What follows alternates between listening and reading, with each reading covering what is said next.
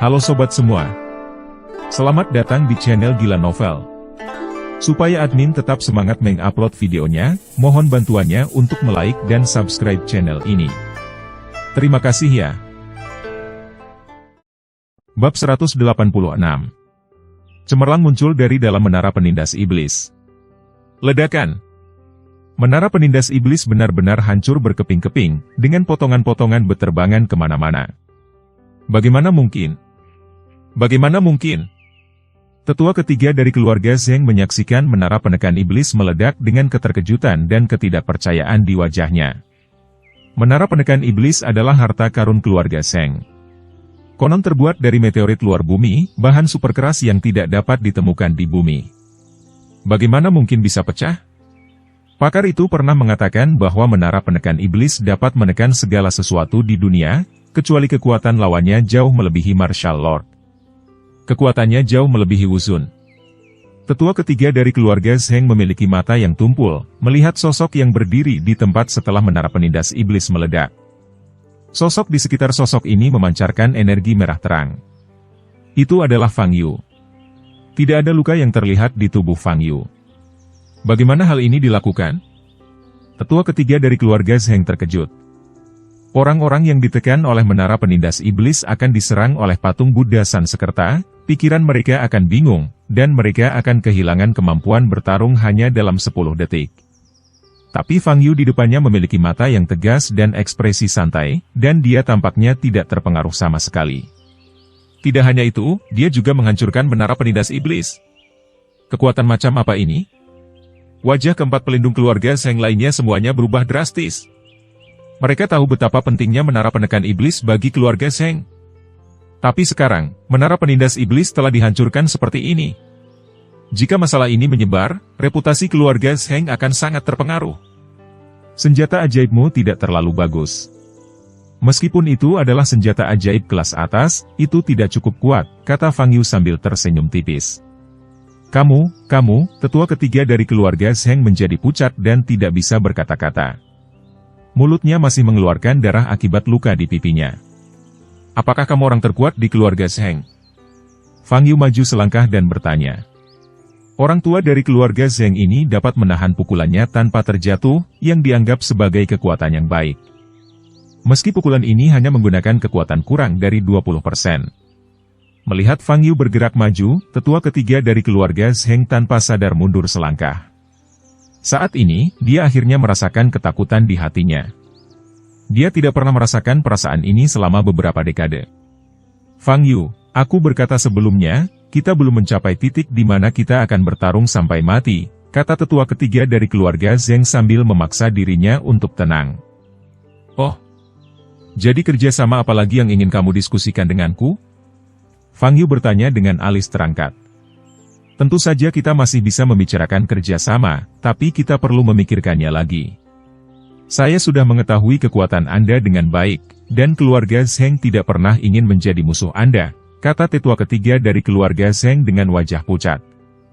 Mendengar kata-kata ini, ekspresi semua orang yang hadir berubah. Apakah kamu menyerah? Keluarga Zheng menyerah di depan Fang Yu. Pejabat senior asosiasi seni bela diri Jiangnan saling memandang.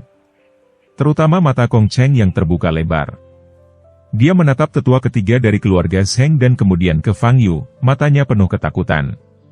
Dia tidak pernah menyangka situasi hari ini akan berkembang seperti ini. Dia awalnya berpikir bahwa tidak akan sulit bagi tetua ketiga dari keluarga Zheng untuk berurusan dengan Fang Yu secara pribadi. Itu sebabnya dia memiliki sikap keras saat menghadapi Fang Yu. Tapi sekarang, tetua ketiga dari keluarga Zheng benar-benar menyerah di depan Fang Yu. Kamu sudah bicara lama sekali, tapi aku masih tidak mengerti maksudmu, Fang Yu sedikit menyipitkan matanya dan berkata. Tetua ketiga dari keluarga Zheng telah hidup selama lebih dari 90 tahun dan tahu betul bahwa seorang pria dapat membungkuk dan meregangkan tubuh. Dia mengertakkan gigi dan berkata, aku bukan tandinganmu, aku menyerah. Jika kamu bersedia membiarkan kami hidup hari ini, keluarga Zheng kami akan membalasmu 10 kali lipat di masa depan. Terjadi keheningan yang mematikan. Tetua ketiga dari keluarga Zheng segera mengaku kalah. Keluarga Zheng, yang sombong dan bergengsi di seluruh YBI, sebenarnya menyerah di depan seorang pejuang bawaan yang berusia kurang dari 20 tahun. Siapa yang akan percaya hal-hal konyol seperti itu jika tidak melihat langsung di sana? Keempat penjaga keluarga Zheng tampak pucat dan memiliki mata yang enggan. Fang Yu memandang tetua ketiga dari keluarga Zheng dan berkata, "Saya sangat penasaran. Jika saya terjebak di menara penindas iblis dan tidak bisa keluar, maukah Anda membiarkan saya hidup?" Tetua ketiga dari keluarga Zheng menjadi kaku. "Jadi, jangan memikirkan hal-hal yang tidak realistis ini." Fang Yu tersenyum ringan dan berkata, "Akhir hari ini adalah seperti apa yang kamu bayangkan atas diriku." Melihat senyum Fang Yu, jantung tetua ketiga keluarga Zheng berdetak kencang. Dia merasa terancam kematian. "Fang Yu, jika aku mati, keluarga Zheng dan kamu akan bertarung sampai mati. Jangan meremehkan warisan keluarga yang berdiri di puncak Huaibei." Tetua ketiga dari keluarga Zheng berteriak keras dengan wajah pucat. "Kamu, keluarga Zheng, membuat masalah bagiku setiap hari. Aku sudah lama ingin menghancurkanmu," kata Fang Yu, berjalan perlahan menuju tetua ketiga dari keluarga Zheng. Merasakan aura dingin di tubuh Fang Yu, tetua ketiga keluarga Zheng menjadi pucat. "Fang Yu, ada 3 orang di keluarga Zheng yang lebih kuat dariku. Jika aku mati, mereka pasti akan membalaskan dendamku." Tetua ketiga dari keluarga Zheng berkata dengan suara serak. Pada saat yang sama, dia melafalkan dalam hati hukum di dalam hatinya, taktik. "Kalian berempat, hentikan dia segera." Tetua ketiga dari keluarga Zheng meraung, dan kemudian cahaya hitam muncul di tubuhnya, dan dia terbang seperti bola meriam. Keempat pelindung keluarga Zheng saling memandang dengan tekad. Bahkan tetua ketiga pun bukan tandingannya, mereka tahu betapa menakutkannya kekuatan Fang Yu. Namun, itulah yang diperintahkan kepada mereka. Mereka harus melindungi tetua ketiga. Keempat penjaga itu berteriak keras dan bergegas menuju Fang Yu pada saat yang bersamaan. "Membosankan." Fang Yu dengan samar mengucapkan 2 kata, mengangkat telapak tangan kanannya, dan mendorong ke depan. Ledakan! Dengan suara keras, kedua penjaga itu mengeluarkan seteguk darah dan terbang mundur. 2 orang lainnya nyaris tidak mengelak, dan aura master yang kuat muncul dari tubuh mereka, menyerang Fang Yu. Langit dipenuhi jaring emas. Salah satu penjaga mengeluarkan jaring emas dari tas penyimpanannya dan melemparkannya langsung ke arah Fang Yu. Jaring ini bersinar dengan cahaya keemasan, mengembang di udara, dan bergerak ke arah Fang Yu untuk menutupinya. Ledakan! Fang Yu menendang kakinya dengan keras, membuat tanah penyok, dan seluruh tubuhnya bergegas ke depan. Menghadapi jaring emas ini, dia mengulurkan telapak tangan kanannya, memadatkan energi sebenarnya di telapak tangan, mengubah telapak tangan menjadi irisan, dan menyilangkannya di udara. Retakan! Dengan suara yang nyaring, jaring tersebut pecah menjadi lubang besar. Fang Yu bergegas keluar dari celah itu, dan dalam sekejap dia sudah berada di depan pelindung, meninju. Ledakan! Dengan suara yang teredam, sang pelindung bahkan tidak sempat berteriak, dadanya meledak, darah berceceran, dan seluruh tubuhnya terlempar keluar. Mati! Pada saat ini, satu-satunya penjaga yang tersisa bergegas ke belakang Fang Yu, memegang belati tajam di tangannya, dan menikam bagian belakang kepala Fang Yu. Fang Yu bahkan tidak menoleh ke belakang, dia hanya mendorong ke belakang dengan siku kanannya. Engah! Pelindung itu menderita pukulan keras di bagian perut, dan organ dalamnya meledak hampir seketika. Matanya melotot dan dia memuntahkan seteguk darah. Fang Yu berbalik dan menampar wajahnya. Plak! Kepala pelindung itu berputar 360 derajat, hanya menyisakan kulit di lehernya, dan masih ada ketakutan di wajahnya. Fang Yu mengambil belati dari tangannya dan membuang pria itu dengan santai. "Kamu lari cukup cepat." Fang Yu menyipitkan matanya sedikit dan memandangi sosok tetua ketiga keluarga Zheng yang sudah melarikan diri hampir 1 kilometer. Tetua ketiga dari keluarga Zheng menggunakan keterampilan hantu. Tubuhnya dipenuhi cahaya hitam, dan dia terbang secepat roket.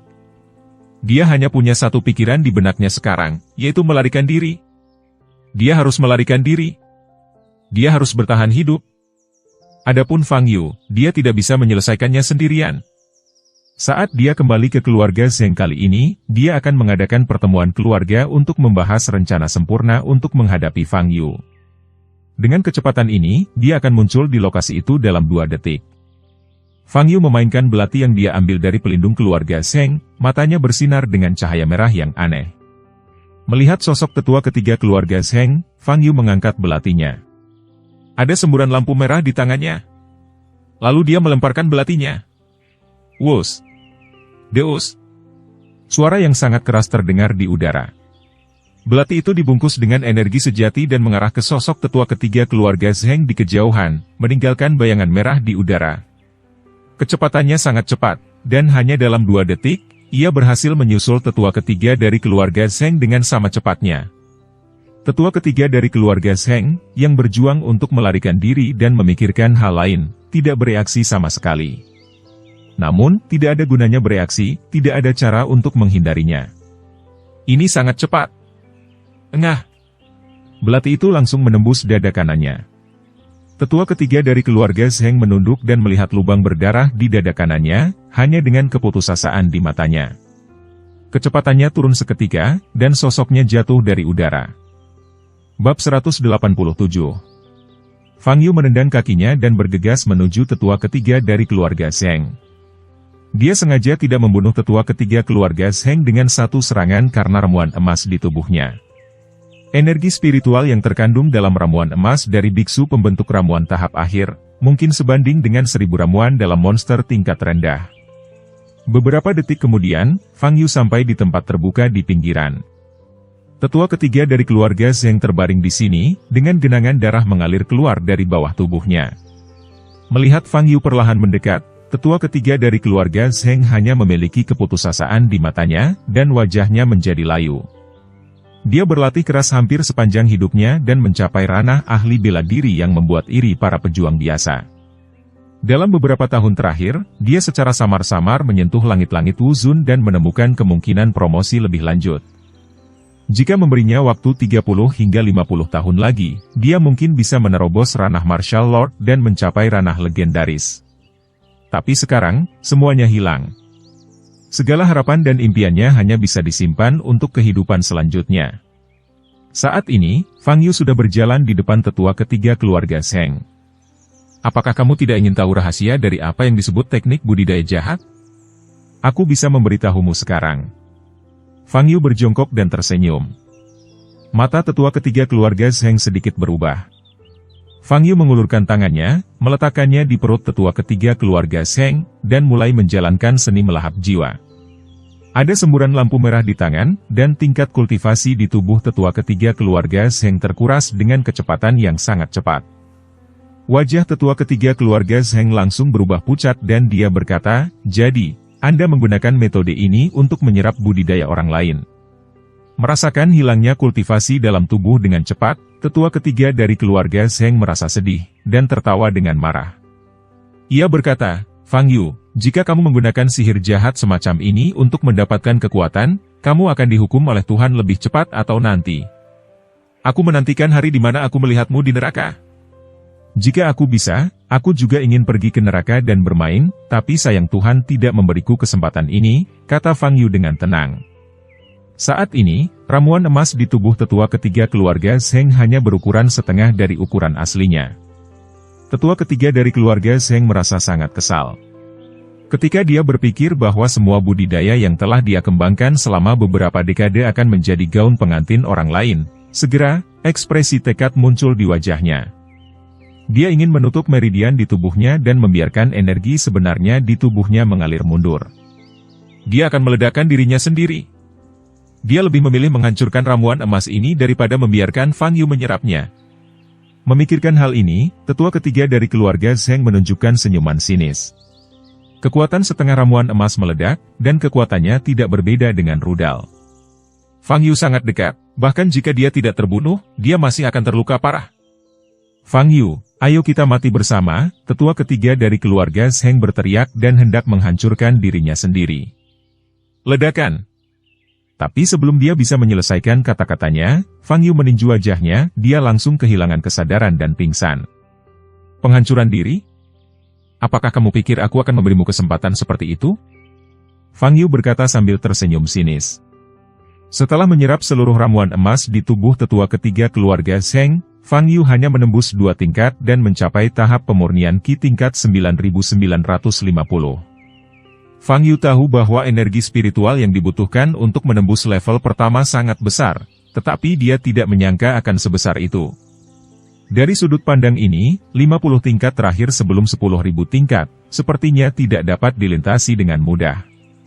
Fang Yu memegang tubuh berdarah tetua ketiga keluarga Zheng di tangannya, dan kembali ke Kong Cheng dan yang lainnya. Dia melemparkan tubuh tetua ketiga keluarga Zheng ke tanah di depan Kong Cheng. Melihat tetua ketiga dari keluarga Zheng yang wajahnya berlumuran darah dan penampilannya tidak dapat dikenali, seluruh tubuh Kong Cheng gemetar, kakinya menjadi lemah, dan dia berlutut di tanah sambil menjatuhkan diri. Fang, Tuan Fang, tetua ketiga dari keluarga Zheng yang datang kepadaku dan memintaku untuk mengundangmu bertemu, pihak lain adalah tetua ketiga dari keluarga Zheng, aku tidak bisa menolak. Tolong ampuni hidupku, aku benar-benar tidak pernah ingin menyinggung perasaanmu. Kong Cheng menangis dan memohon belas kasihan, sambil bersujud kepada Fang Yu. Hal ini sangat menakutkan para pejabat senior lainnya sehingga mereka juga berlutut dan bersujud kepada Fang Yu. Kelompok penjaga asosiasi seni bela diri tercengang saat ini. Mereka tidak bisa mempercayai mata mereka. Dalam pandangan mereka, semua pejabat tinggi dari asosiasi seni bela diri yang sangat kuat dan sombong, kini berlutut untuk memohon belas kasihan dari seorang pemuda.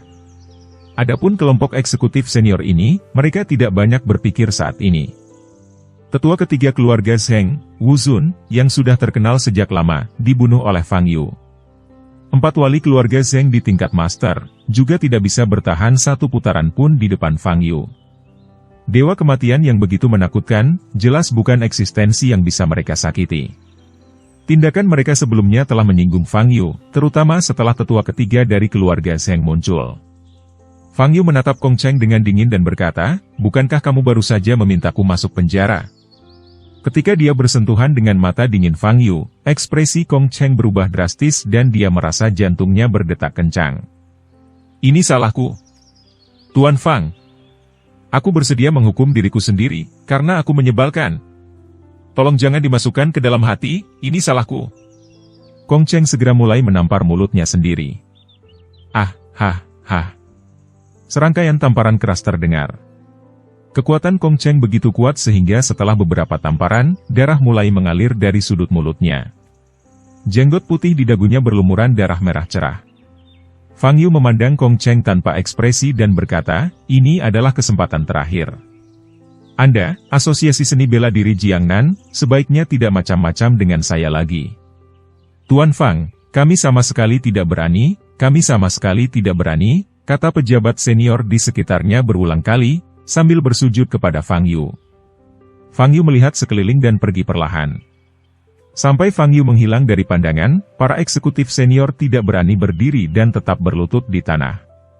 Kong Cheng, sebaliknya, masih menampar mulutnya. Saat ini, dia tampak sedih, pipinya merah dan bengkak, dan mulutnya penuh darah. Setelah Fang Yu pergi untuk waktu yang lama, beberapa eksekutif senior saling memandang sebelum berani berdiri. Presiden Kong, Tuan Fang sudah melangkah jauh, berhentilah sekarang. Beberapa pejabat senior berkata kepada Kong Cheng. Kong Cheng meletakkan tangannya dengan agak kaku dan melihat mayat tetua ketiga dari keluarga Zheng di depannya, hanya dengan rasa takut di matanya. Sebelum hari ini, status tetua ketiga keluarga Zheng sangat mulia. Siapa di seluruh WB yang tidak takut dan menghormatinya? Namun kini, dia telah berubah menjadi mayat yang dingin. Presiden Kong, apa yang harus kita lakukan sekarang? Beberapa pejabat senior lainnya bertanya dengan wajah pucat. Kong Cheng berdiri dengan gemetar, terdiam beberapa saat, dan berkata, masalah ini tidak bisa disembunyikan. Beritahu keluarga Zheng dengan jujur. Jika keluarga Zheng mengetahui hal ini, saya khawatir mereka akan menjadi gila. Beberapa pejabat senior tampak ngeri. Itu masalah antara keluarga Zheng dan Tuan Fang, kita tidak boleh menyinggung pihak manapun, kita tidak bisa mengendalikan sebanyak itu, kata Kong Cheng. Oke, tidak perlu bicara lagi, ayo bereskan kekacauan ini. Kong Cheng menarik napas dalam-dalam dan berkata. Setelah mengatakan itu, dia teringat sesuatu lagi dan memerintahkan, kirim semua ramuan dalam monster di asosiasi kita ke rumah Tuan Fang, tetapi tidak atas nama asosiasi seni bela diri kita. Sebut saja dari anonim. Selama 2 hari terakhir, Liu Liansha menginap di Hotel Bintang 5 di kota Jianghai. Lingkungan dan kebersihan hotel sangat baik. Berdiri di depan jendela kamar setinggi langit-langit, Anda masih bisa melihat pemandangan kawasan paling makmur di kota Jianghai. Tapi suasana hati Liu Liansha tidak terlalu indah. Dia merasa tidak nyaman memikirkan tuannya sekarang tinggal di rumah Fang Yu. Fang Yu jelas merupakan musuhnya, dan bahkan meninggalkan bekas kutukan yang mengancam nyawa di tubuhnya. Tapi gurunya sangat dekat dengan Fang Yu. Apa sebenarnya hubungan Fang Yu dengan guruku? Guru tidak meninggalkan istana Shuanghan beberapa kali dalam setahun, jadi bagaimana dia bisa mengenal Fang Yu? Liu Liansha telah memikirkan masalah ini selama 2 hari terakhir. Selain hatinya tidak bahagia, api gosip juga berkobar terang. Dia ingin tahu mengapa gurunya, yang biasanya seperti gunung es, tiba-tiba berubah menjadi orang yang berbeda setelah bertemu Fang Yu. Bip, bip, bip. Saat Liu Liansha sedang berpikir, semburan notifikasi pesan datang dari laptop di meja di sebelahnya. Liu Liansha sadar, berjalan ke laptopnya, dan membuka pesan. Ini adalah kotak dialog, dan pihak lain mengirim pesan dalam bahasa Inggris. Sebuah tim dari laboratorium genetika telah tiba di kota Jianghai. Pihak lainnya adalah informan Liu Liansha. Liu Liansha selalu mengandalkan sekelompok besar informan untuk membantu mengumpulkan berbagai informasi intelijen. Laboratorium genetika. Bukankah ini laboratorium yang menciptakan Caesar, manusia super peringkat 19 dalam daftar gelap? Memikirkan adegan malam itu, ketika Fang Yu menghancurkan Caesar yang sangat kuat dengan satu pukulan, mata Liu Liansha berkilat kaget. Di mana mereka saat ini di kota Jianghai? Liu Liansha bertanya sambil mengetik. Bab 188. Sekelompok dari mereka kini berada di Hotel Starfish di pusat kota Jianghai. Jawab pihak lain. Hotel Bintang Laut?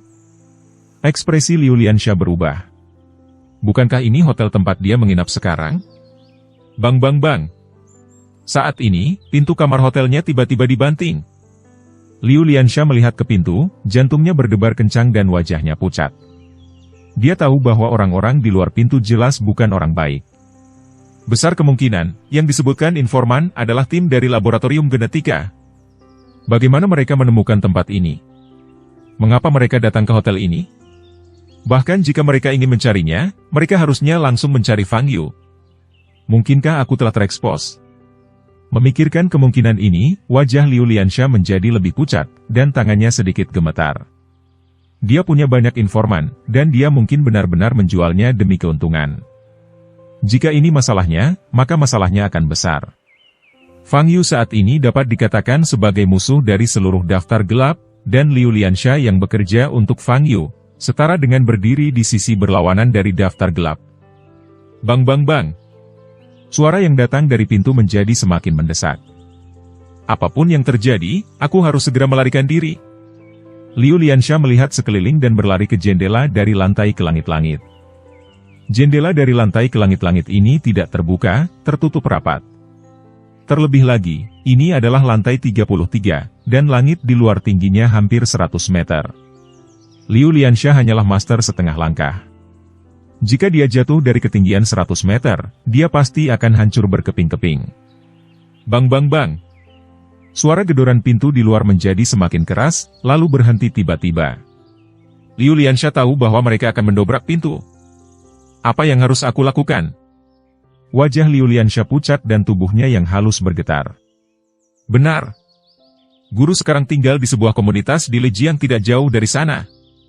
Dia segera mengambil ponsel di atas meja dan menghubungi nomor Su Lengyun. Bentak. Tetapi saat dia memutar nomor tersebut, pintu dibuka. Tea tea tea. Terdengar suara langkah kaki, dan 5 orang masuk dari pintu satu demi satu. Liu Liansha, yang dijuluki Fox, berada di peringkat 67 dalam daftar rahasia, pria yang memimpin berkata dengan suara mekanis. 5 orang memasuki ruangan, 3 pria dan 2 wanita. Ketiga pria itu semuanya berotot, dan kulit mereka bersinar dengan cahaya metalik perunggu yang samar. Hal yang sama berlaku untuk 2 wanita lainnya. Mereka memiliki tubuh yang panas, anggota tubuh yang sangat berotot, dan rasa kekuatan yang kuat. Tak satu pun dari 5 orang tersebut memiliki wajah Asia, dan pada saat yang sama, mereka semua memakai lensa dengan lampu hijau di mata kirinya. Lensa ini persis sama dengan kacamata yang dikenakan oleh manusia super sakti Caesar. Jelas sekali, orang-orang ini adalah orang-orang hasil rekayasa genetika dari laboratorium genetika. Kamu, apa yang ingin kamu lakukan? Liu Liansha memandang 5 orang di depannya dan melangkah mundur. Bip, bip, bip. Pada saat yang sama, dia menghubungi nomor Su Lengyun, tetapi tidak ada yang menjawab. Cepat jawab teleponnya, guru. Jika Anda tidak menjawab, muridmu akan dibunuh. Liu Liansha sangat cemas. Kami menerima kiriman dokter dan datang untuk menangkap Fang Yu untuk penelitian laboratorium, pemimpin itu berkata. Selain itu, Anda mengumpulkan informasi intelijen untuk Fang Yu dan membunuh Caesar. Dokter meminta kami mengambil kesempatan untuk menyingkirkan Anda. Liu Liansha terkejut dan wajahnya menjadi pucat. Masih tidak ada yang menjawab telepon. Letakkan ponselmu. Fang Yu akan segera ditangkap oleh kami, tetapi kamu tidak akan dapat melihat pemandangan itu. Pria lain melangkah maju dan berkata dengan suara dingin. Setelah bertransformasi, orang-orang ini seperti robot, dengan ekspresi kaku dan nada suara yang merata, seperti yang diminta oleh sistem. Kalian berdua pergi dan tangani dia, kata pria terkemuka itu kepada 2 wanita di belakangnya. Kedua wanita itu mengangguk dan berjalan menuju Liu Liansha. Jantung Liu Liansha berdebar kencang dan dia sangat panik. Namun dia tahu, bahwa semakin panik perasaannya sekarang, semakin rendah peluang untuk melarikan diri. Pastikan untuk tenang. Tenang. Liu Liansha menenangkan diri dan memasukkan tangannya ke dalam saku celananya, tempat dia membawa dupa ekstasi. Segera, dia melambaikan tangannya ke depan. Semburan gas berwarna terang segera menyebar ke dalam ruangan. Gas di udara telah terdeteksi. Komponennya mengandung dokain. Gas telah menyebar di dalam ruangan. Disarankan untuk mematikan sementara fungsi penciuman. Otak 5 orang berdering tanpa emosi pada saat yang bersamaan, mengikuti nada perintah sistem. Narkoba. Tidak ada gunanya bagi kami. Kedua wanita itu menunjukkan senyum kaku di wajah mereka dan perlahan berjalan menuju Liu Liansha. Bas! Tangan kedua pria itu tiba-tiba berubah menjadi pisau tajam yang bersinar dengan cahaya dingin. Dupa ekstasi tidak berpengaruh, membuat Liu Liansha merasa putus asa. Liu Liansha menggigit bibirnya dan berlari ke samping. Dia harus segera melarikan diri dari sini. Hanya dengan melarikan diri dari kamar, dia dapat memiliki kesempatan untuk bertahan hidup. Tusuk. Sebelum Liu Liansha mengambil 2 langkah, telapak tangan seorang wanita berubah menjadi moncong, dan sinar laser ditembakkan darinya, menghantam tanah di depan Liu Liansha, langsung membakar celah di lantai. Liu Liansha bergegas ke arah lain. Ledakan. Pada saat ini, sebuah kekuatan besar menghantamnya, membuat seluruh tubuhnya terbang keluar dan terbanting ke sofa di dalam ruangan. Wanita lainnya mengambil kembali moncong di tangannya dan menatap Liu Liansha. Karakter target telah terluka parah, dan hanya memiliki 120 kekuatan tempur yang tersisa. Anda dapat membunuhnya secara langsung, perintah sistem. Kedua wanita itu memegang pisau tajam di tangan mereka dan perlahan berjalan menuju Liu Liansha. Halo, Liansha. Kali ini, Su Lengyun menjawab telepon Liu Liansha. Halo? Tapi dia tidak mendengar suara Liu Liansha. Pada saat ini, 2 wanita sedang berjalan ke arah Liu Liansha, mengangkat bilah tajam mereka dan hendak mengayunkannya ke bawah. Darah mengalir dari sudut mulut Liu Liansha, dan wajahnya penuh keputusasaan. Dia tidak ingin mati, tapi sepertinya tidak ada jalan keluar hari ini. Tunggu sebentar, jangan bunuh dia dulu, bawa dia ke sini, kata pria terkemuka itu. Tangan wanita itu, yang hendak dia lambaikan ke bawah, berhenti. Dia mencabut pisau tajam itu, mengembalikannya ke tangannya, lalu mengulurkan tangan dan menjambak rambut Liu Liansha, mengangkatnya. Ah! Liu Liansha merasakan ledakan kesakitan dan menjerit. Dan teriakan ini juga terdengar oleh Su Lengyun yang sedang menelepon. Di komunitas Lijiang, Su Lengyun segera meletakkan ponselnya, bangkit dan berjalan menuju pintu. Dia yakin sesuatu telah terjadi pada Liu Liansha. Dia buru-buru membuka pintu dan kebetulan melihat Fang Yu. Saat ini, Fang Yu sedang memegang 2 kantong sayuran yang baru saja dibelinya di supermarket, termasuk seekor ayam yang telah disembelih. Mau kemana? Fang Yu bertanya, melihat wajah Su Lengyun yang terlihat cemas. Kakak Yu, sesuatu terjadi pada Liansha, aku harus menyelamatkannya. Su Lengyun menggigit bibirnya. Ketika orang tua Liu Liansha mengirim Liu Liansha ke istana Shuanghan, mereka menyuruh Su Lengyun untuk merawatnya dengan baik. Jika sesuatu terjadi pada Liu Liansha, bagaimana Su Lengyun bisa layak menghadapi orang tuanya? Jangan khawatir, biarkan aku membantumu menemukan di mana dia berada. Fang Yu menepuk bahu Su Lengyun dan berkata. Dengan pemikiran di benaknya, Fang Yu menentukan lokasi Liu Liansha melalui tanda kutukan yang tertinggal di tubuhnya. Selain itu, ia juga melihat sekelompok orang yang dimodifikasi secara genetik. Hei, siapa orang-orang ini? Suara Fang Yu muncul di benak Liu Liansha. Liu Liansha, yang sudah putus asa, terkejut, dan dengan cepat menjawab dalam benaknya, Fang Yu, datang dan selamatkan aku. Aku di kamar 3311 di lantai 33 Hotel Starfish, cepat kemari. Selamatkan aku. Jika kamu tidak datang, biarkan guruku datang. Aku di luar bersama gurumu sekarang, jauh darimu. Jadi aku mungkin tidak bisa tiba di sana tepat waktu. Melihat Liu Liansha begitu panik, Fang Yu mau tidak mau ingin menggodanya. Kamu, beritahu guruku. Jika hidupku dalam bahaya, dia pasti akan datang. Liu Liansha hampir menangis. Situasi saat ini cukup kritis. Kepalanya berada di bawah pisau tajam mutan genetik ini. Selama mereka diperintah, kepala Liu Liansha akan jatuh ke tanah. Faktanya, saat ini, Fang Yu dan Su Lengyun sudah bergegas ke Hotel Starfish. Gurumu mengatakan ini adalah kesempatan pelatihan yang bagus bagimu untuk menemukan cara melarikan diri sendiri, kata Fang Yu. Liu Liansha benar-benar kecewa. Oke, cobalah untuk menahannya selama mungkin. Gurumu sudah bergegas, dan kecepatannya sangat cepat sehingga aku hampir tidak bisa menyusulnya, kata Fang Yu tanpa daya. Saat ini, Su Lengyun berubah menjadi pelangi dan melaju menuju Hotel Bintang Laut. Fang Yu, sebaliknya, berlari di belakangnya di tanah. Hotel Bintang Laut. Anda tidak hanya memberikan informasi kepada Fang Yu tentang Caesar, tetapi juga memberi informasi kepada Fang Yu tentang banyak pembunuh dalam daftar gelap. Jika masalah ini disebarkan ke web gelap, Anda tidak akan bertahan lebih dari 3 hari. Pria itu melirik Liu Liansha dan berkata tanpa emosi. Kamu, apa yang ingin kamu lakukan? Bibir Liu Liansha yang awalnya berwarna merah jambu, kini telah menjadi putih. Ku bilang, kami akan menangkap Fang Yu dan mempelajarinya, dan juga membunuhmu, kata pria itu. Informasinya tidak berarti apa-apa bagiku.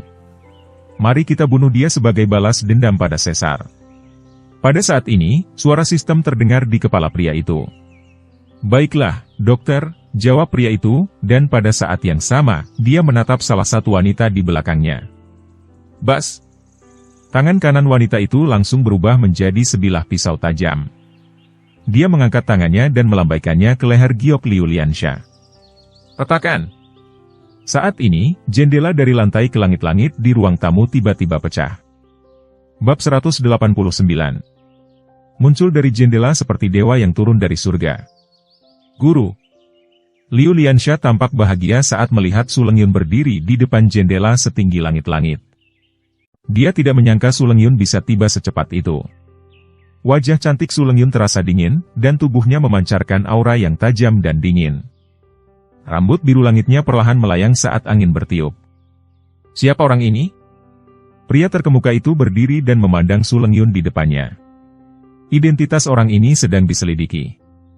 Informasi yang tersedia saat ini adalah, bahwa kekuatan tempur orang ini adalah 12.786, dan faktor risikonya sangat tinggi. Perintah sistem terdengar di benak 5 orang yang dimodifikasi secara genetik. Kekuatan tempur lebih dari 10.000? Mendengar kata-kata tersebut, 5 orang hasil rekayasa genetika yang hadir terkejut. Apa konsep kekuatan tempur lebih dari 10.000? Dapat dikatakan bahwa di seluruh daftar gelap, tidak akan ada lebih dari 10 orang kuat dengan kekuatan tempur melebihi 10.000. Lepaskan dia segera, Su Lengyun memandang 5 orang yang dimodifikasi secara genetik di depannya dengan dingin dan berkata. Pria itu memandang Su Lengyun tanpa ekspresi di wajahnya. Dokter, apa yang harus kami lakukan sekarang? Tanyanya pada dokter di Eropa itu dalam hati. Dokter terdiam beberapa saat dan berkata, kekuatan tempur lebih dari 12.000 sangat bagus. Itu hanya memungkinkan Anda untuk menguji kemampuan tempur Anda yang sebenarnya. Sekarang, selain mesin bertenaga tercanggih, kalian berlima juga memiliki gen binatang buas yang kuat. Kekuatan bertarung gabungan kalian berlima, pasti tidak akan lebih rendah dari wanita ini. Kami mengerti, dokter, kata pria itu. Saat ini, di lantai bawah Hotel Bintang Laut. Fang Yu mengangkat kepalanya dan melihat pecahan kaca di lantai 33 hotel. Gadis ini tidak lamban. Sekarang Su Lengyun telah tiba di tempat kejadian, Fang Yu tidak perlu khawatir, dia perlahan berjalan ke pintu hotel dan naik lift ke atas. Ledakan. Ada suara teredam di kamar 3311. Su Lengyun menampar telapak tangannya, dan semburan ki yang sangat dingin meledak ke arah dua wanita hasil rekayasa genetika yang menjepit Liu Liansha. Kedua wanita itu dipukul dengan keras dan langsung terbang mundur. Su Lengyun mengelak dan bergegas ke sisi Liu Liansha, melindunginya di belakangnya. Guru. Liu Liansha akhirnya keluar dari bahaya, memeluk Su Lengyun dan hampir menangis. Mundur. Pada saat ini, Su Lengyun berteriak dingin dan mendorong Liu Liansha ke sudut ruangan dengan semburan energi yang lembut. Aduh! Seekor binatang buas mengaum di dalam ruangan. Sebelum Liu Liansha bisa berdiri diam, dia melihat sesosok tubuh bergegas menuju Liu Liansha. Pria itulah yang memimpinnya.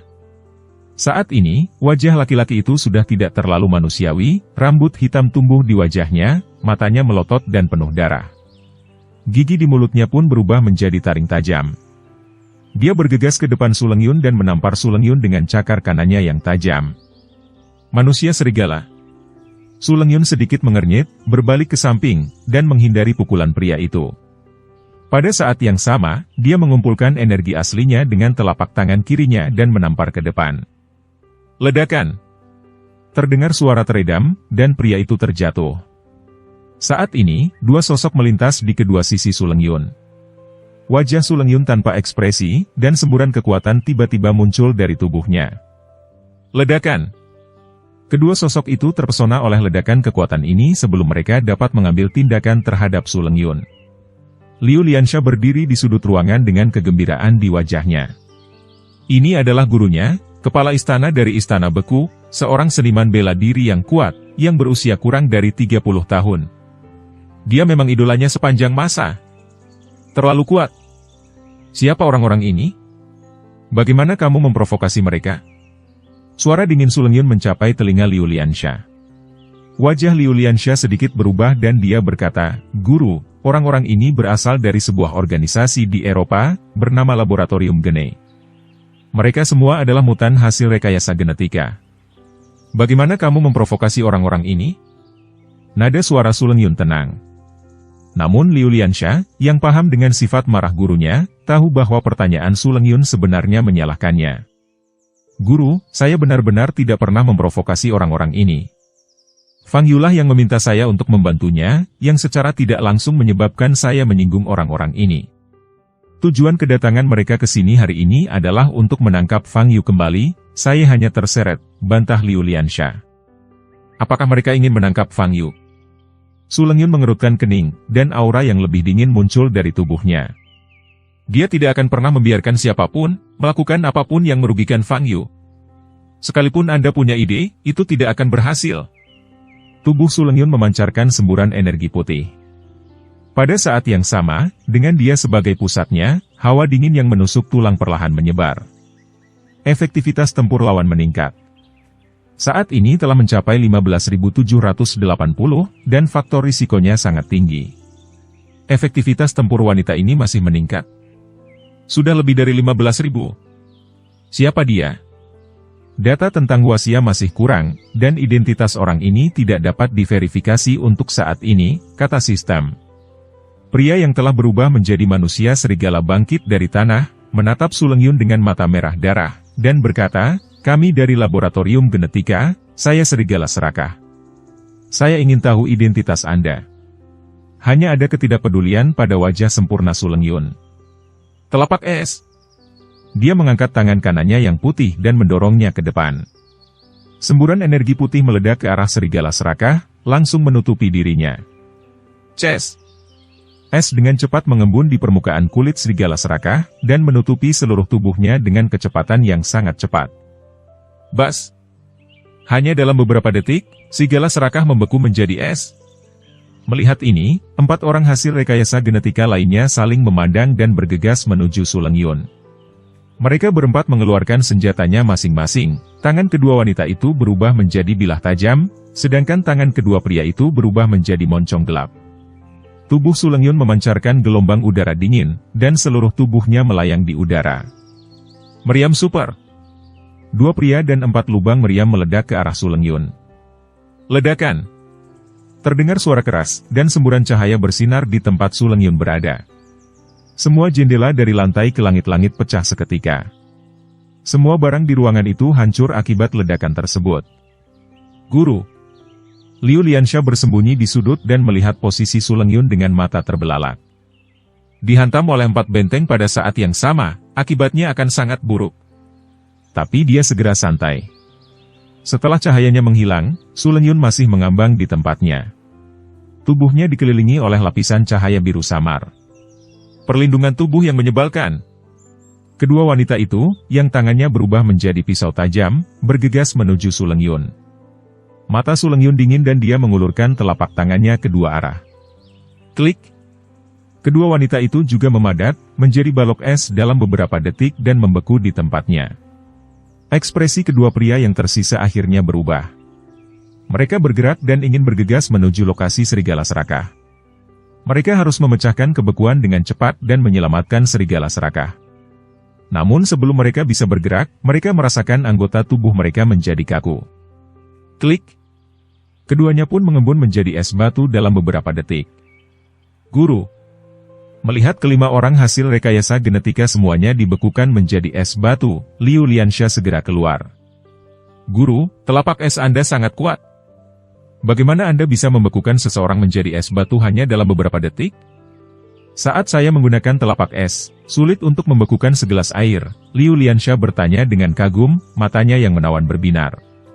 Su Lengyun mendarat di tanah dan berkata dengan nada dingin, jika kamu bisa mencurahkan 90% pikiranmu untuk berlatih telapak es, kamu juga bisa melakukannya. Tapi sepertinya kamu lebih suka menaruh pikiranmu di tempat lain, Su Lengyun melirik Liu Liansha dengan tajam.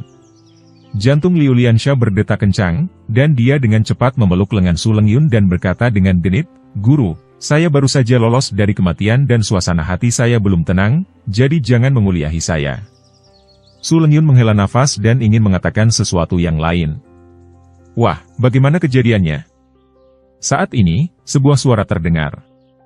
Fang Yu membuka pintu dan tampak terkejut saat melihat ruangan itu berantakan dan ada 5 patung es berdiri di sana. Kakak Yu. Ketika Su Lengyun melihat Fang Yu, wajah dinginnya langsung meleleh. Liu Liansha di samping, ketika dia mendengar Su Lengyun memanggil Fang Yu, merasa seperti disambar petir, dan tertegun di tempatnya. Yu, kakak Yu. Guru, dia benar-benar menggunakan nama yang penuh kasih sayang untuk Fang Yu. Apakah kamu membuat yang patung es ini?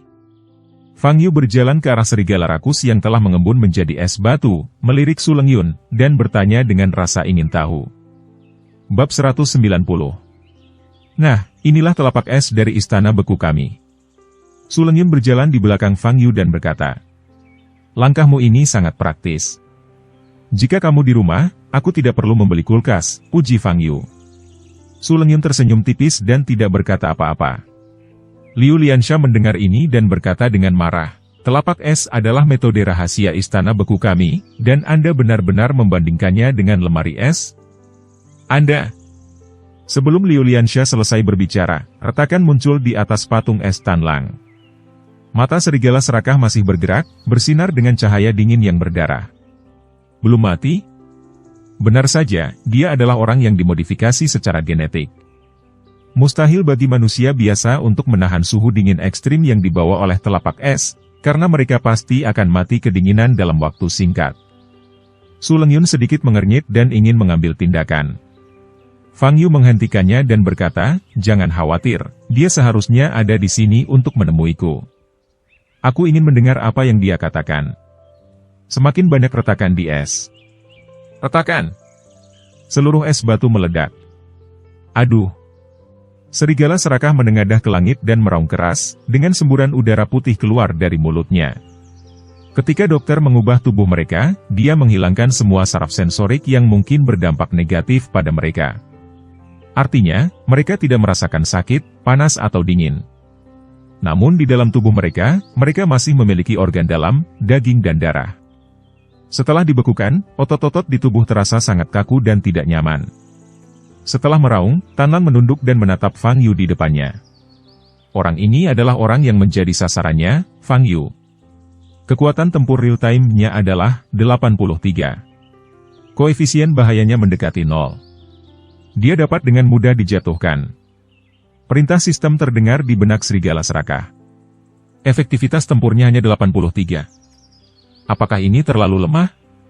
Jika Anda mencari pejuang bawaan, efektivitas tempurnya mungkin tidak akan lebih rendah dari miliknya. Mengapa dokter ingin menangkap manusia biasa untuk dipelajari? Tan Lang memandang Fang Yu di depannya, penuh keraguan di hatinya. Kekuatan orang ini sama sekali tidak sesuai dengan kekuatan bertarung yang dia tunjukkan. Dia yang membunuh Caesar, suara dokter muncul. Tapi kemampuan tempurnya, jawab Tan Lang.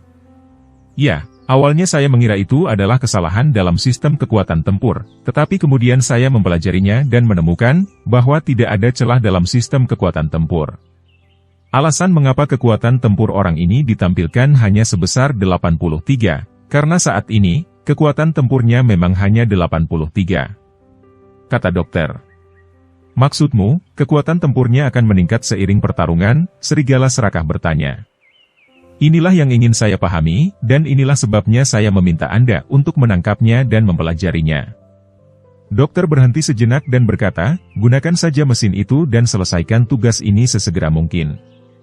Ini hanya akan menjadi semakin merepotkan seiring berjalannya waktu. Apakah kamu akan menggunakan sistem itu di sini? Saya khawatir itu akan menimbulkan banyak kebisingan, kata serigala serakah terkejut. Tidak masalah. Setelah menjatuhkan orang tersebut, segera tinggalkan Tiongkok, kata dokter. Dimengerti, dokter, serigala serakah setuju. Hei, siapa namamu? Fang Yu bertanya sambil menatap serigala serakah di depannya yang tetap diam. Saya Tan Lang, dari laboratorium genetik. Tugas hari ini adalah menangkap Anda dan membiarkan dokter memeriksa Anda, kata Tan Lang. Bawa aku kembali untuk dipelajari? Fang Yu mengangkat alisnya. Iya. Serigala serakah menyeringai, memperlihatkan taring tajam dan padat di mulutnya. Apakah ini senyumanmu? Cukup menjijikkan, kata Fang Yu. Serigala serakah tidak berbicara lagi, dia membuka tangannya, dan lubang berbentuk berlian muncul di dadanya, bersinar dengan cahaya merah. Gelombang panas terpancar dari tubuhnya. Pada saat yang sama, 4 orang hasil rekayasa genetika lainnya di ruangan yang dibekukan menjadi es, memiliki bentuk berlian yang sama di dada mereka, dan cahaya merah yang sama bersinar. Es batu yang mengembun di tubuh mereka dengan cepat meleleh menjadi air dan berubah menjadi uap dalam sekejap. Benda berbentuk belah ketupat ini mengandung energi yang sangat dahsyat. Panas sekali. Ruangan itu panas, Liu Liansha basah oleh keringat, dan tidak dapat menahan diri untuk tidak bergumam. Su Lengyun meliriknya dan mengulurkan jarinya. Semburan energi biru muda menyelimuti Liu Liansha, membuat Liu Liansha langsung merasakan rasa sejuk. Fang Yu, ini adalah mesin tenaga terbaru yang dikembangkan oleh laboratorium genetika kami. Anda adalah orang pertama yang merasakan tenaganya. Selamat menikmati, kata Tan Lang ringan. Pada saat ini, 4 orang lainnya di ruangan itu dengan cepat bergerak menuju posisi Greedy Wolf seperti magnet yang saling menarik. Segera, mereka berempat dekat dengan Greedy Wolf. Berlian merah di dada mereka perlahan terentang dan saling menempel. Kemudian, anggota tubuh kelima orang itu mulai menyatu. Anggota badan ditekan satu sama lain, kepala dibenamkan di dada, sebuah lubang tiba-tiba terbuka di bagian belakang kepala, dan sebuah tangan meraih ke dalam. Apakah ini masih manusia? Melihat pemandangan ini, Liu Liansha menjadi pucat. Aneh sekaligus menjijikkan. Kelompok yang disebut orang-orang hasil rekayasa genetika ini sebenarnya bukan memodifikasi gen mereka sama sekali, melainkan tubuh mereka. Sebagian besar organ dalam tubuh mereka telah diubah menjadi mesin, hanya menyisakan sebagian daging dan darahnya sebagai pembawa. Hanya dalam 30 detik, kelima orang itu bergabung sepenuhnya dan berubah menjadi monster mekanisme dengan tinggi lebih dari 2 meter, dengan 6 anggota badan dan 3 kepala. Sepertinya yang disebut dokter itu adalah penggemar Transformers. Itu cukup keren. Fang Yu menatap monster mekanik di depannya dan tersenyum. Selama kamu bergabung dengan kami, kamu juga dapat menikmati kekuatan yang begitu kuat. Kepala serigala serakah yang di tengah, yang berkata, "Itu terlalu jelek, aku tidak tertarik," kata Fang Yu. "Kalau begitu, itu bukan terserah padamu," kata serigala serakah sambil mengulurkan tangan dan memukul Fang Yu. Fang Yu mengambil langkah ke kiri dan dengan mudah menghindari pukulan itu. Boom! Seluruh dinding di belakang Fang Yu meledak, dan sebuah lubang besar muncul, dengan ketinggian hampir 100 meter di luar. Ah! Saat ini, penghuni hotel di lantai ini akhirnya merasakan ada yang tidak beres, dan terjadilah jeritan. Apakah ini kekuatan mesin barunya? Serigala serakah melihat tangan besinya dan bergumam. Pada saat yang sama, beberapa anggota tubuh lainnya mulai bergerak. Ada total 5 otak di tubuhnya sekarang. Kelima orang tersebut dapat mengontrol tubuh, namun keputusan akhir ada pada serigala serakah sebagai intinya. Wus! Sebuah pisau tajam diayunkan ke arah Fang Yu dengan kecepatan yang sangat cepat. Fang Yu mengulurkan tangan kanannya dan langsung menerima pisau itu dengan lengannya. Paf! Terdengar suara benturan logam yang tajam. Bilah tajamnya langsung patah. Serigala serakah tertegun dan maju selangkah. Boom! Seluruh ruangan bergetar. Dia mengangkat tangan besinya lagi dan meninju Fang Yu. Kali ini, Fang Yu tidak mengelak. Ketika dia hendak bertemu Fang Yu, beberapa lubang tiba-tiba muncul di buku-buku jari tangan besarnya, dan meriam super yang kuat ditembakkan darinya. Ledakan! Dengan suara keras, Fang Yu dipukul di bagian depan dengan tinju, dan juga diledakkan oleh meriam super. Seluruh tubuhnya terbang seperti bola meriam. Beranikah kamu memukulku langsung?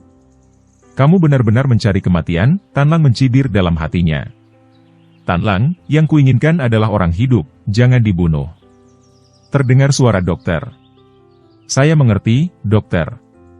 Pukulan tadi menggunakan kurang dari 50% kekuatan. Fang Yu tidak akan terbunuh, kata serigala serakah. Ketika Su Lengyun melihat Fang Yu terlempar, ekspresinya segera berubah, dan aura kuat muncul dari tubuhnya. Kamu, sial, Su Lengyun maju selangkah, menggabungkan telapak tangannya, dan meledak bersama. Anggota badan dan kaki di kedua sisi monster itu langsung menutup menjadi satu untuk membentuk perisai. Ledakan! Terdengar suara keras dan seluruh ruangan hampir runtuh.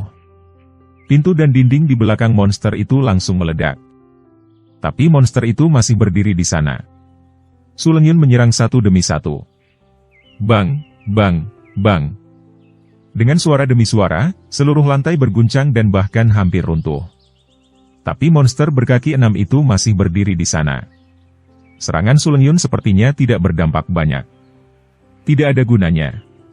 Anggota tubuh kami terbuat dari kristal Tiandou yang paling keras. Bahkan jika kamu menghancurkan seluruh bangunan, kami tidak akan terluka sama sekali, kata Tanlang dengan tenang. Kristal Tiandou?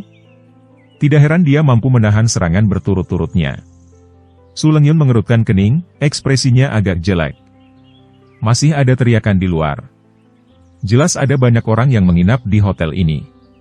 Dia tidak bisa melanjutkan serangannya seperti ini, kalau tidak hotelnya akan benar-benar runtuh dan banyak orang tak bersalah akan terlibat.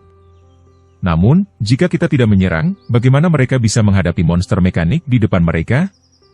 Serahkan padaku. Aku paling suka berurusan dengan benda keras seperti ini. Pada titik tertentu, Fang Yu kembali ke kamar dan perlahan berjalan menuju monster mekanik. Bab 191. Kakak Yu, Su Lengyun menghela nafas lega saat melihat tidak ada luka di tubuh Fang Yu. Fang Yu perlahan berjalan ke arah monster mekanik itu dan berkata, di mana laboratorium genetikamu?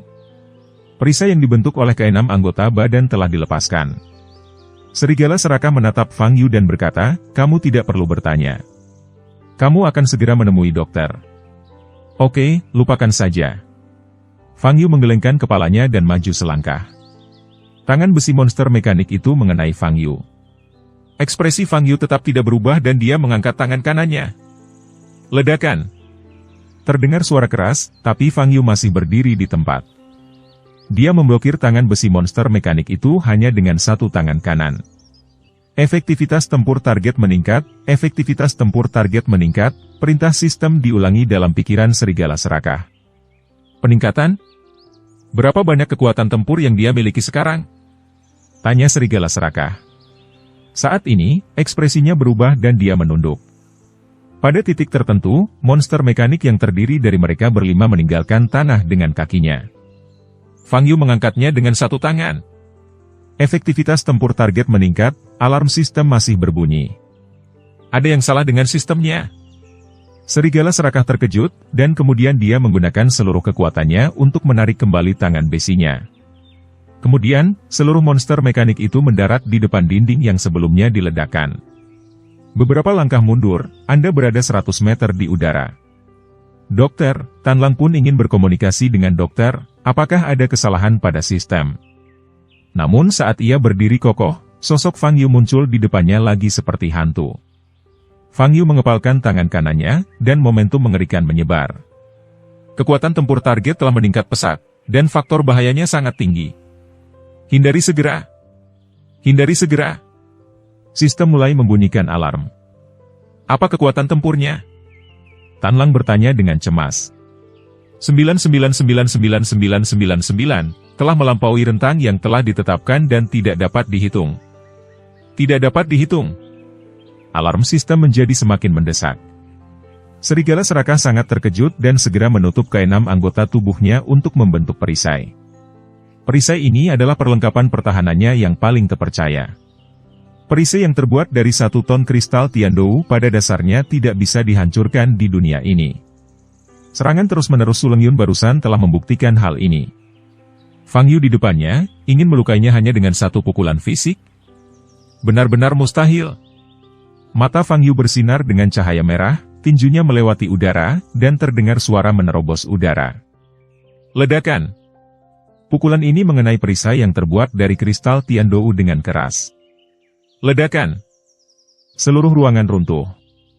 Liu Liansha menjerit dan hampir terpesona oleh ledakan kekuatan ini. Pada saat kritis, Su Lengyun meraih tangannya. Guru. Liu Liansha memandang Su Lengyun. Su Lengyun, sebaliknya, menatap posisi Fang Yu dengan cermat, hanya dengan keterkejutan di matanya yang indah. Dia baru saja melihatnya dengan jelas. Saat tinju mengenai perisai, perisai itu hancur. Perisai yang terbuat dari kristal Tiandou hancur karena pukulan. Kekuatan macam apa itu? Meski dalam hati Su Lengyun, Fang Yu selalu tak terkalahkan. Tapi melihat pemandangan seperti itu dengan matanya sendiri, dia masih sangat terkejut. Pada saat ini, seluruh monster mekanik terlempar, kehilangan kendali pada ketinggian hampir 100 meter, dan terbang mundur. Sebuah penyok muncul di dadanya, yang disebabkan oleh pukulan Fang Yu tadi. Serigala serakah hanya merasa ngeri di hatinya. Pukulan Fang Yu tidak hanya menghancurkan perisainya, tetapi juga menyebabkan kerusakan besar pada tubuh mereka berlima. Mesin tenaganya rusak parah dan kemampuan tempur aktualnya berkurang 63%. Disarankan untuk segera hancur, perintah sistem. Serigala serakah, segera evakuasi. Perkiraan kami tentang kekuatan Fang Yu salah. Kamu bukan tandingannya. Suara dokter terdengar. Mengerti dokter, jawab Tan Lang. Pada saat yang sama, sebuah lubang terbuka di bawah kaki monster mekanik itu, dan api meletus darinya. Monster mekanik itu menstabilkan tubuhnya di udara, berbalik, dan mencoba melarikan diri ke arah lain. Kita harus pergi dari sini secepat mungkin. Tapi begitu dia berbalik, dia melihat wajah dengan senyuman tipis di depannya. Itu adalah Fang Yu. Bukankah kamu bilang ingin mengajakku kembali belajar? Kenapa kamu pergi terburu-buru? Kata Fang Yu. Wajah kaku serigala serakah akhirnya menunjukkan ekspresi ketakutan.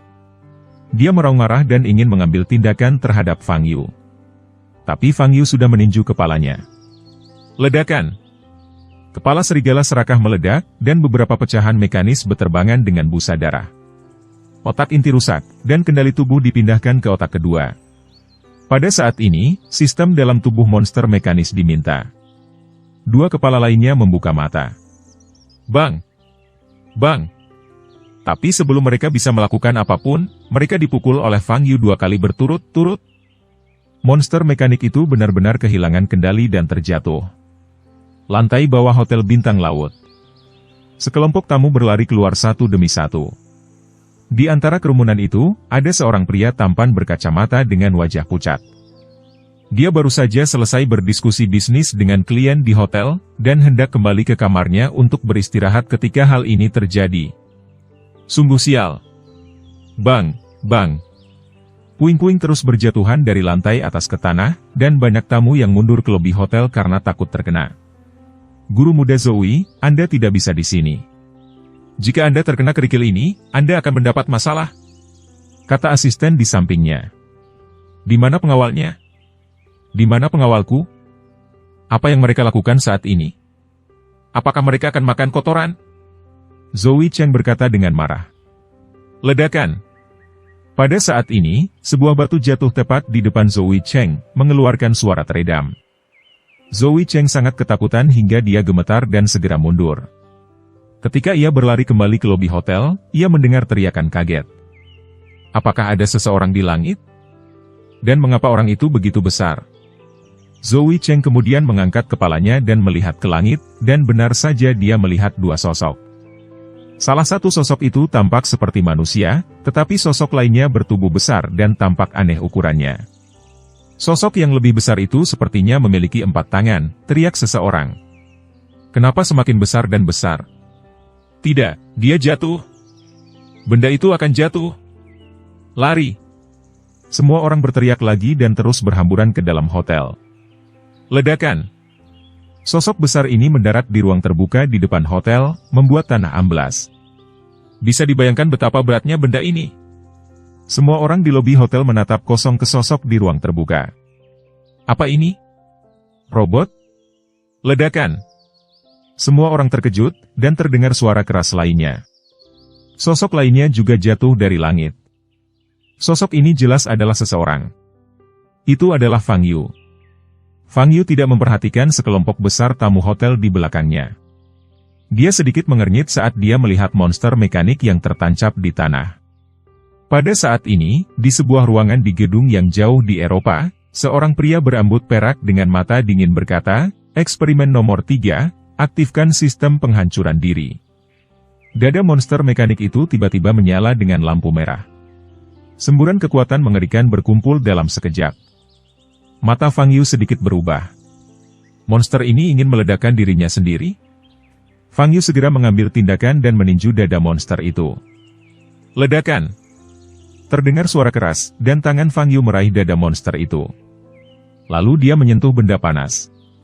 Fang Yu meraihnya dengan tangannya dan menariknya keluar. Ledakan!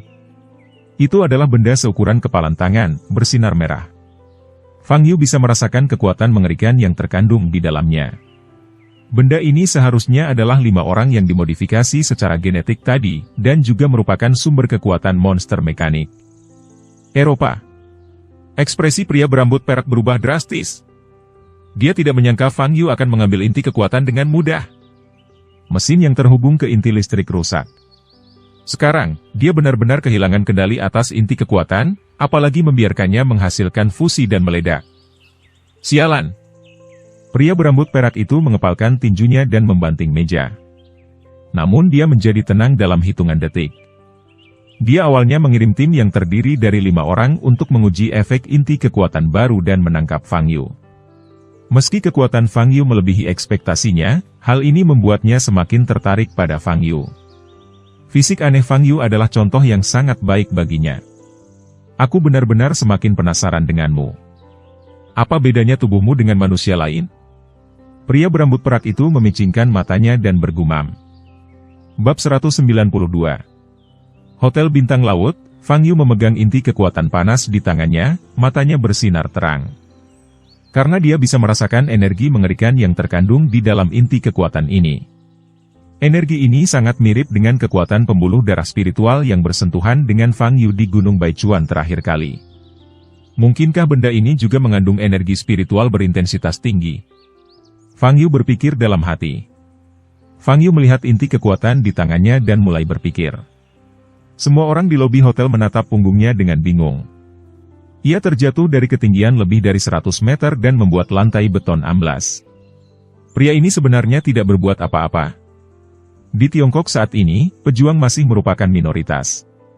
Sebagian besar tamu di aula adalah manusia yang tidak pernah berlatih seni bela diri, dan memiliki sedikit kontak dengan para pejuang. Melihat pemandangan ini, mereka tentu saja merasa ngeri. Di antara kelompok orang ini, Zoe Cheng adalah salah satu dari sedikit orang yang pernah berhubungan dengan para pejuang. Dia tidak hanya berhubungan dengan para pejuang, tetapi keluarganya telah mempekerjakan beberapa orang kuat di alam master sebagai pelindung. Namun melihat seseorang jatuh dari langit dengan matanya sendiri, masih membuatnya merasa sangat terkejut. Viran novel. Fang Yu ingin memasukkan inti kekuatan ke dalam sakunya, tetapi dia tiba-tiba menyadari betapa panasnya inti kekuatan itu. Suhu permukaannya setidaknya lebih dari 1000 derajat Celcius. Jika tangan orang biasa menyentuh inti kekuatan seperti ini, mungkin akan berubah menjadi arang. Tapi Fang Yu tidak merasakan sakit sama sekali. Telapak tangannya berwarna putih, tetapi baginya, inti kekuatan ini hanya sedikit panas. Dia hanya ingin segera pulang dan mencoba menyerap energi di dalam inti kekuatan ini. Di mana kedua gadis itu? Fang Yu berbalik dan melihat ke arah hotel di atas. Baru pada saat itulah dia menyadari bahwa sebagian besar lantai 33 telah diledakkan. Dia harus segera keluar dari sini, jika tidak, pemilik hotel mungkin akan meminta dia untuk membayarnya. Fang Yu menundukkan kepalanya, dan kemudian dia melihat sekelompok orang di dalam pintu hotel dengan mata terbuka lebar, memandangnya seperti sedang melihat hantu. Mengapa ada begitu banyak orang? Fang Yu sedikit mengernyit. Melihat wajah Fang Yu, kelompok itu menjadi gempar. Dia pria yang sangat muda. Apakah ini orang yang membuat keributan besar di hotel? Siapa dia? Apa yang akan dia lakukan? Saat ini, di antara sekelompok orang ini, ekspresi satu orang berubah seketika. Bukankah ini Fang Yu? Wajah Zoe Cheng menjadi pucat. Dia baru saja mengirim seseorang untuk menyelidiki Fang Yu pagi ini, tapi dia tidak menyangka akan bertemu dengannya di sore hari. Setelah dia melihat foto Dingran dan Fang Yu yang dikirim secara anonim sedang makan malam di meja yang sama, penampilan Fang Yu terukir dalam di benaknya. Sepanjang pagi, dia memikirkan cara membunuh Fang Yu. Tapi dia tidak menyangka, bahwa sebelum dia bisa menimbulkan masalah pada Fang Yu akan mengambil inisiatif untuk muncul di hadapannya. Masih dengan cara yang mengejutkan ini. Dia, siapa dia? Mata Zoe Cheng melebar dan dia menatap Fang Yu dengan cermat. Memikirkan keterkejutan yang disebabkan oleh Fang Yu yang jatuh dari langit, jantungnya berdetak kencang. Dia sudah menganggap Fang Yu sebagai saingan cinta, dan dia takut Fang Yu adalah makhluk yang tidak bisa dia hadapi. Dalam hal ini, dia akan sangat frustrasi. Kakak Yu. Pada saat ini, dua sosok cantik keluar dari pintu hotel dan berjalan di depan Fang Yu. Melihat penampilan kedua wanita ini, seluruh pria di lobi hotel membuka mata. Sangat cantik. Salah satunya sangat cantik dan memiliki temperamen yang keren.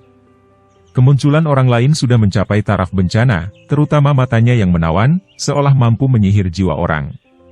Kedua wanita tersebut memiliki ciri khasnya masing-masing, namun keduanya memiliki satu kesamaan. Sangat indah. Semua pria tidak bisa berpaling, termasuk Zoe Cheng. Sebagai putra tertua dari keluarga Zoe Cheng dapat dianggap sebagai sosok yang kuat di Pulau Kowon. Dia telah bermain dengan banyak wanita, banyak di antaranya adalah selebriti, dan mereka sama-sama cantik. Tapi setelah dia melihat Su Lengyun dan Liu Liansha, dia menyadari bahwa apa yang disebut wanita cantik yang biasa dia mainkan bukanlah apa-apa. Bahkan membandingkan tunangannya saat ini, Dingran, dengan kedua wanita ini, dia masih sedikit lebih rendah. Ada terlalu banyak orang. Tidak cocok tinggal di sini untuk waktu yang lama. Ayo pergi, kata Fang Yu, berbalik dan pergi. Su Lengyun dan Liu Liansha mengikuti di belakangnya. Semua orang menghela nafas ketika mereka melihat dua wanita cantik, mengikuti pemuda yang jatuh dari langit. Itu sangat indah sehingga mereka ingin melihat lebih banyak. Zoe Cheng kembali sadar dan wajahnya menjadi jelek. Kedua wanita itu sebenarnya mengikuti Fang Yu. Apa hubungan mereka dengan Fang Yu? Saat ini, Zoe Cheng diliputi rasa cemburu dan hampir melupakan apa yang terjadi antara Dingran dan Fang Yu. Kakak Yu, apa yang kamu pegang di tanganmu adalah... Su Lengyun bertanya dengan lembut ketika dia melihat Fang Yu sedang memegang inti kekuatan merah menyala di tangannya. Itu digali dari dada robot, kata Fang Yu sambil bermain dengan inti kekuatan. Aku bisa merasakan panas memancar darinya bahkan saat aku berdiri di sampingnya. Su Lengyun sedikit mengernyit. Ya, benda ini sangat panas, kata Fang Yu. Saya tidak percaya. Jika panas sekali, bagaimana Anda masih bisa memegangnya di tangan Anda? Liu Liansha di samping mendengus dan berkata. Fang Yu langsung mengangkat inti kekuatan di depan Liu Liansha. Liu Liansha segera merasakan aliran panas ke wajahnya, berteriak, dan bersembunyi di belakang Su Lengyun. Jika aku ingin merusak penampilanmu, aku hanya perlu menempelkan benda ini ke wajahmu, kata Fang Yu. Guru, lihat, dia hanya ingin menyakitiku. Liu Liansha memeluk lengan Su Lengyun dan berkata dengan marah. Su Lengyun mengabaikan Liu Liansha, tetapi melihat inti kekuatannya dan bertanya, Saudara Yu, kamu ingin menggunakannya untuk apa? Cobalah menyerap energi di dalamnya, jawab Fang Yu. Menyerap energi di dalamnya. Mata indah Su Lengyun membelalak dan dia ragu-ragu. Baiklah, jika berhasil, saya akan punya cara lain untuk meningkatkan kultivasi saya, kata Fang Yu sambil tersenyum. Malam hari. Zoe Cheng kembali ke kediamannya. Duduk di sofa, dia mengingat apa yang terjadi di malam hari, wajahnya berubah. Saat ini, ponselnya berdering. Guru muda Zoe, saya telah menyelidiki dengan jelas. Fang Yu ini tidak boleh terprovokasi. Dia adalah pemuda yang mengalahkan Guru Long di Danau Yuexin sebulan yang lalu. Nada suara pihak lain sangat mengerikan. Saat mendengar berita itu, wajah Zoe Cheng menjadi pucat. Juga, Guru Zoe, saya mengetahui suatu situasi. Saya telah menemukan alamat asal dari pesan teks anonim yang Anda terima pagi ini. Alamatnya itu adalah alamat rumah Nona Ding. Zoe Cheng tertegun sejenak, lalu memikirkan sesuatu, menjadi pucat, dan bertanya, maksudmu, foto itu dikirimkan kepadaku oleh Ding Ran? Seharusnya begitu. Satu hal lagi, saya telah menyelidiki dan menemukan bahwa Nona Ding dan Guru Fang Yu tidak banyak berinteraksi secara pribadi. Fang Yu adalah siswa di kelas 1, kelas 3, sekolah menengah Jianghai. Hubungan mereka adalah, itu mungkin hanya terbatas pada hubungan guru dan murid. Wajah Zoe Cheng muram dan dia berkata dengan suara yang dalam, apakah ada hal lain yang ingin kamu laporkan? Tidak ada lagi untuk sementara. Zoe Cheng meletakkan ponselnya dan napasnya menjadi semakin berat. Dia tidak bodoh. Setelah mendengarkan laporan bawahannya, dia sudah menebak apa yang ingin dilakukan Ding Ran. Ding Ran ingin membangun saingan cinta untuknya, dan saingan cinta yang sangat kuat. Dia ingin Zoe Cheng mencari masalah dengan Fang Yu, membuat Fang Yu marah, dan kemudian menggunakan tangan Fang Yu untuk menyingkirkannya. Dia telah melihat keterampilan Fang Yu dengan matanya sendiri hari ini. Eksistensi yang bisa mengalahkan Wu Xun. Apakah itu seseorang yang bisa diprovokasi oleh Zoe Cheng? Untungnya, saat melihat foto itu, Zoe Cheng tetap tenang dan tidak langsung menemui Fang Yu untuk menimbulkan masalah. Jika tidak, dampaknya akan sangat buruk. Wanita jalang ini. Wanita jalang ini. Zoe Cheng sangat marah hingga urat-urat darah muncul di dahinya dan dia mengepalkan tangannya. Agar tidak menikah denganku, dia sebenarnya ingin membunuhku dan membuat keluarga Zoe kami hancur. Zoe Cheng berdiri dan mondar-mandir di sekitar ruangan. Dia harus menemukan cara untuk menghukum wanita jalang ini. Kamu tidak mau menikah denganku kan? Aku ingin kamu menikah denganku. Setelah kamu menikah dengan keluarga Zoe, aku akan melumpuhkanmu lagi. Dasar jalang. Tunggu saja aku. Mata Zoe Cheng sinis dan dia membuat keputusan di dalam hatinya. Pada malam hari, Fang Yu sedang mempelajari inti kekuatan di kamarnya. Dia sangat yakin bahwa energi yang terkandung dalam inti kekuatan ini hampir sama dengan pembuluh darah spiritual yang dia temukan di Gunung Baichuan. Pasti akan terserap. Tetapi ketika Fang Yu mencoba menyerap inti kekuatan ini dengan menyerap pembuluh darah spiritual, itu tidak berpengaruh. Energi di dalamnya terbungkus rapat sehingga tidak bisa disedot keluar. Bagaimana caranya? Jelas mengandung energi yang sangat besar, tetapi tidak dapat diserap. Fang Yu mencoba menggunakan seni pemakan jiwa untuk menyerapnya lagi, tetapi tetap tidak berpengaruh. Inti kekuatan ini, seperti ramuan dalam monster, tidak dapat menyerap energi di dalam melalui kekuatan eksternal. Tunggu, ramuan dalam monster. Bagaimana ramuan dalam monster diserap? Makanlah hidup-hidup. Mata Fang Yu berbinar, dan tanpa berpikir terlalu banyak, dia mengambil inti kekuatan. Terlepas dari suhu ribuan derajat Celcius di permukaannya, dia langsung memasukkannya ke dalam mulutnya dan menelannya. Begitu dia menelan inti kekuatan, ekspresi Fang Yu berubah. Ledakan. Ada suara teredam di dalam tubuhnya. Bab 193. Fang Yu hanya merasakan semburan panas di dalam tubuhnya, menyebar ke seluruh tubuhnya secara instan. Bang! Bang!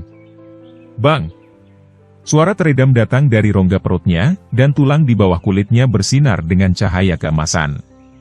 Fang Yu merasakan sakit yang menusuk seolah organ dalamnya terbakar.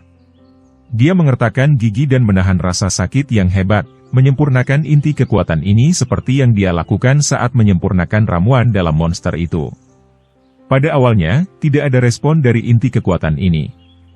Tetapi setelah Fang Yu sepenuhnya membungkusnya dengan energi spiritual, perlahan-lahan ia mulai memancarkan gumpalan energi spiritual murni. Benar saja, inti kekuatan ini mengandung energi spiritual intensitas tinggi. Setelah mengetahui hal ini, meski masih ada rasa sakit yang menusuk di tubuhnya, mata Fang Yu sangat bersemangat. Saat ini, ramuan dalam monster tingkat rendah tidak berpengaruh padanya, dan ramuan dalam serta pembuluh darah spiritual monster tingkat tinggi adalah sesuatu yang hanya bisa ditemui tetapi tidak bisa dicari. Dan penemuan inti kekuatan ini memberinya cara baru untuk meningkatkan budidayanya. Fang Yu sedang menyempurnakan inti kekuatan di tubuhnya ketika mencoba menemukan di mana lokasi laboratorium. Kekuatan inti ini tentunya bukan satu-satunya, pihak lain juga harus memiliki bahan baku dalam jumlah besar.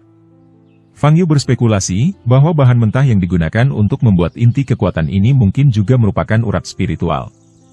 Butuh lebih dari 4 jam bagi Fang Yu untuk menyempurnakan inti kekuatan ini.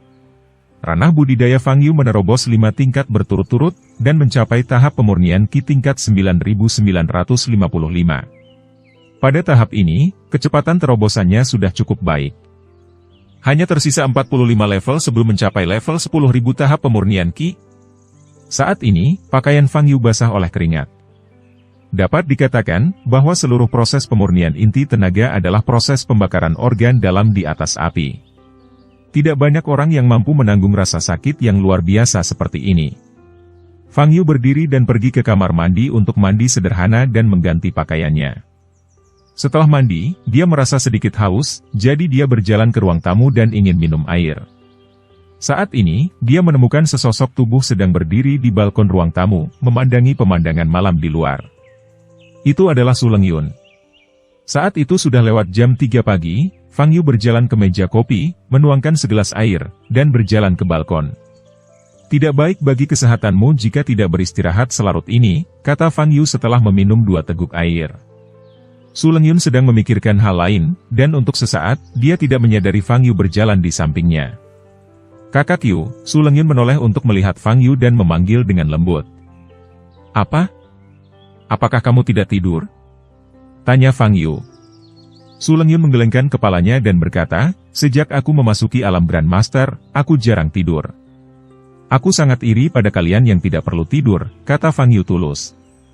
Sebagai seorang biksu di tahap pemurnian Qi, dia tidak berbeda dengan orang biasa dalam hal tidur, makan dan minum. Jika dia tidak tidur sepanjang malam, dia akan merasa sangat mengantuk keesokan harinya. Cahaya bulan sangat bagus malam ini, memperlihatkan sebagian besar lingkaran. Di bawah sinar bulan, Su Lengyun memandang Fang Yu dengan tenang, matanya bersinar. Kakak Yu, rasanya seperti mimpi bertemu denganmu lagi. Kenapa kamu bilang aku merasa seperti sudah mati?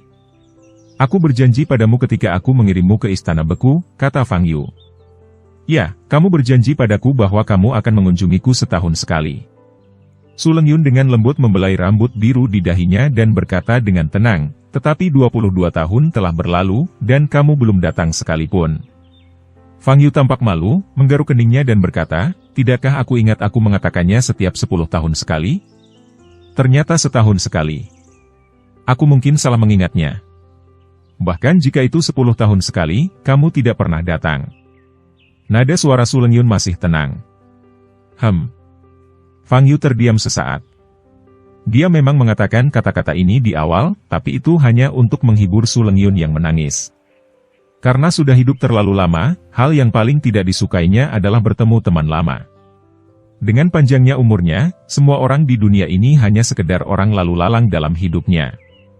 Ia sungguh tidak ingin melihat wajah-wajah muda dan cantik dalam ingatannya itu perlahan menjadi tua, berubah menjadi orang tua kuyuh, dan akhirnya mati. Dia ingin mengingat penampilan terbaik orang-orang ini, dan tidak pernah melihatnya lagi. Ini akan menjadi yang terbaik. Melihat Fang Yu tidak berkata apa-apa, Su Lengyun menggigit bibir merahnya. Ketika dia berusia kurang dari 8 tahun, dia dilempar ke istana beku yang dingin.